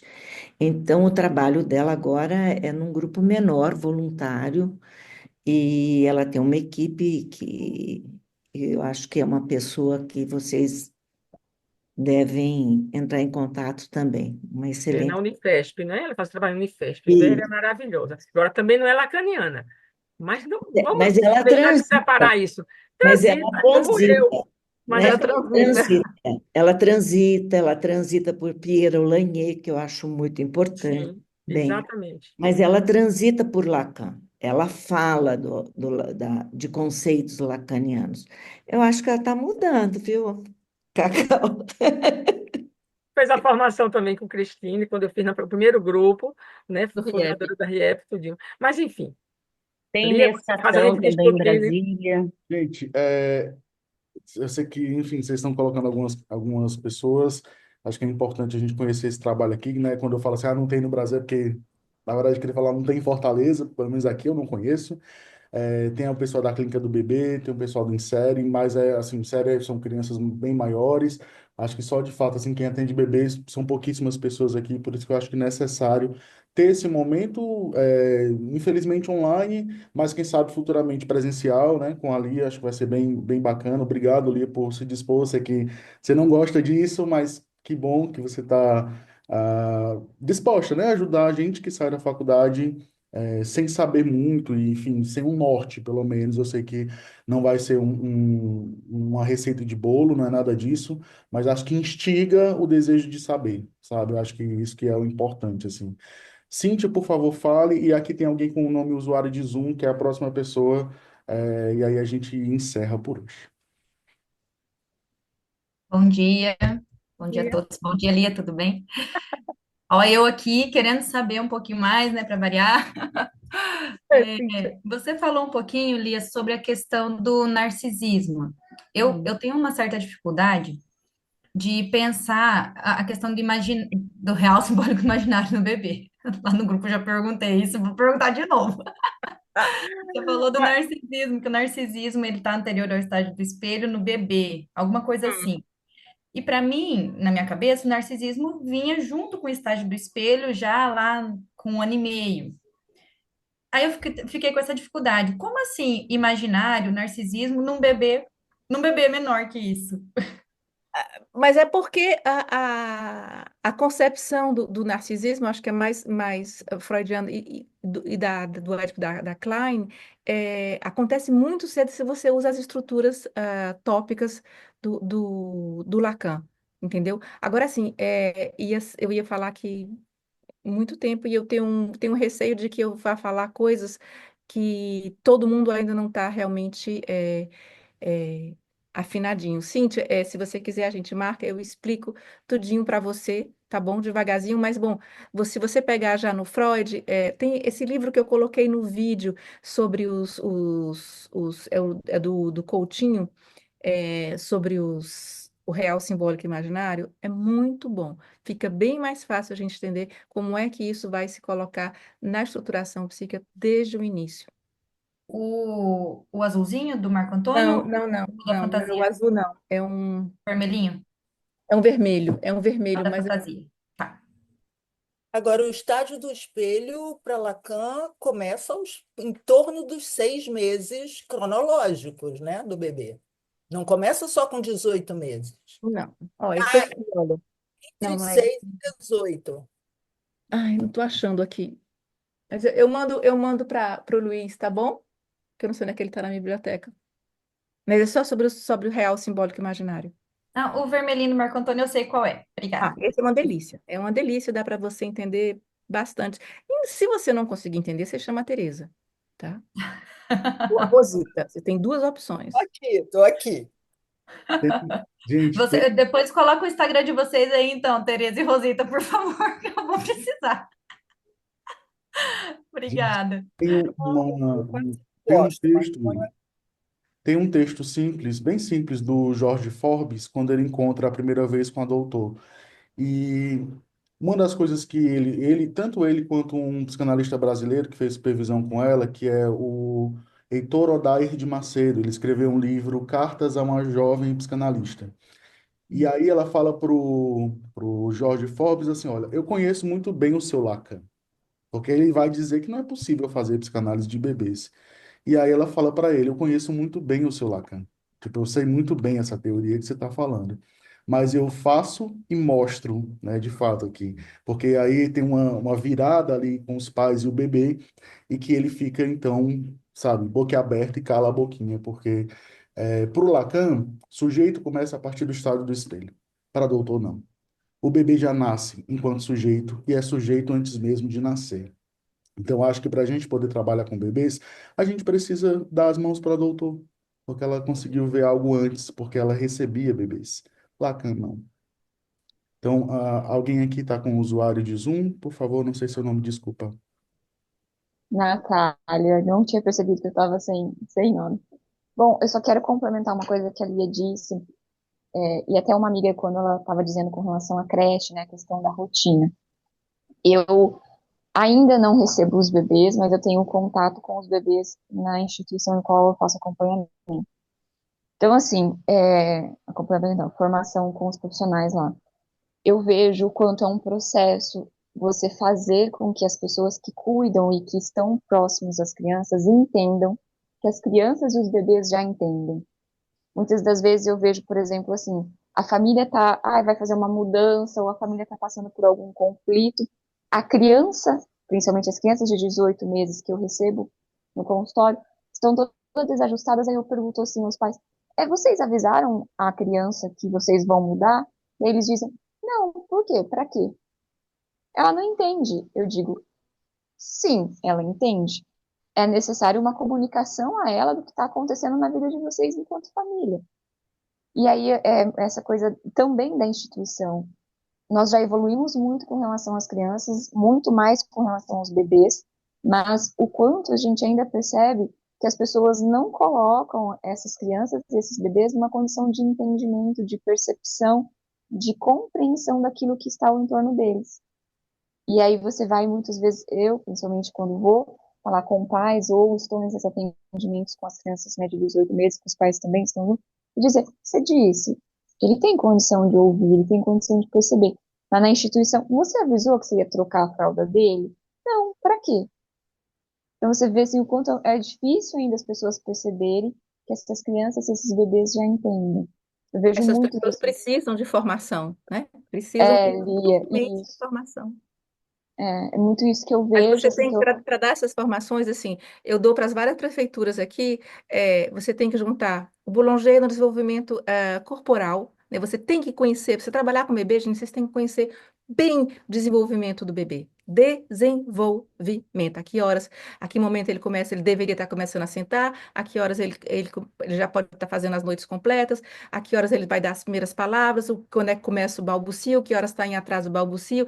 Isso tudo você tem que saber os marcos do desenvolvimento. Não é o pediatra que tem que saber. A gente tem que saber porque ele vai dar parâmetros para a gente ver que como está aquele bebê.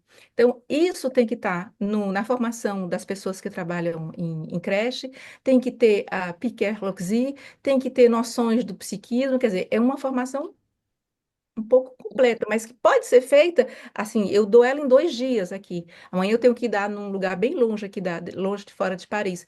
É o mínimo para as pessoas começarem a pensar. E o resto da psicóloga da creche continua através das reuniões clínicas semanais. E aí, Lia, você vai vendo que esses profissionais que estão em contato direto com as crianças, numa instituição, muitas vezes, recebendo, eles não têm essa percepção, como a que eu trouxe anteriormente, de dizer que elas não estavam nem percebendo que o bebê não mexia. É formação, não tem outro jeito, não. É só esse comentário. Obrigado, Lia, por essas 2 horas de transmissão com a gente. Acho que a gente sai daqui, são 2 horas, viu? E foi de 9h30 até as 11h30 da manhã. Obrigado por esse Obrigada pela paciência, gente. A gente que te Obrigada mesmo. agradece, Lia. Obrigado.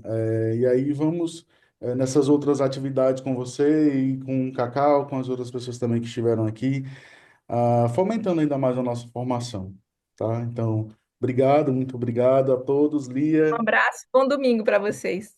Um Obrigada. abraço. Obrigada, Lia. Obrigada, bom Obrigada. domingo. Tchau.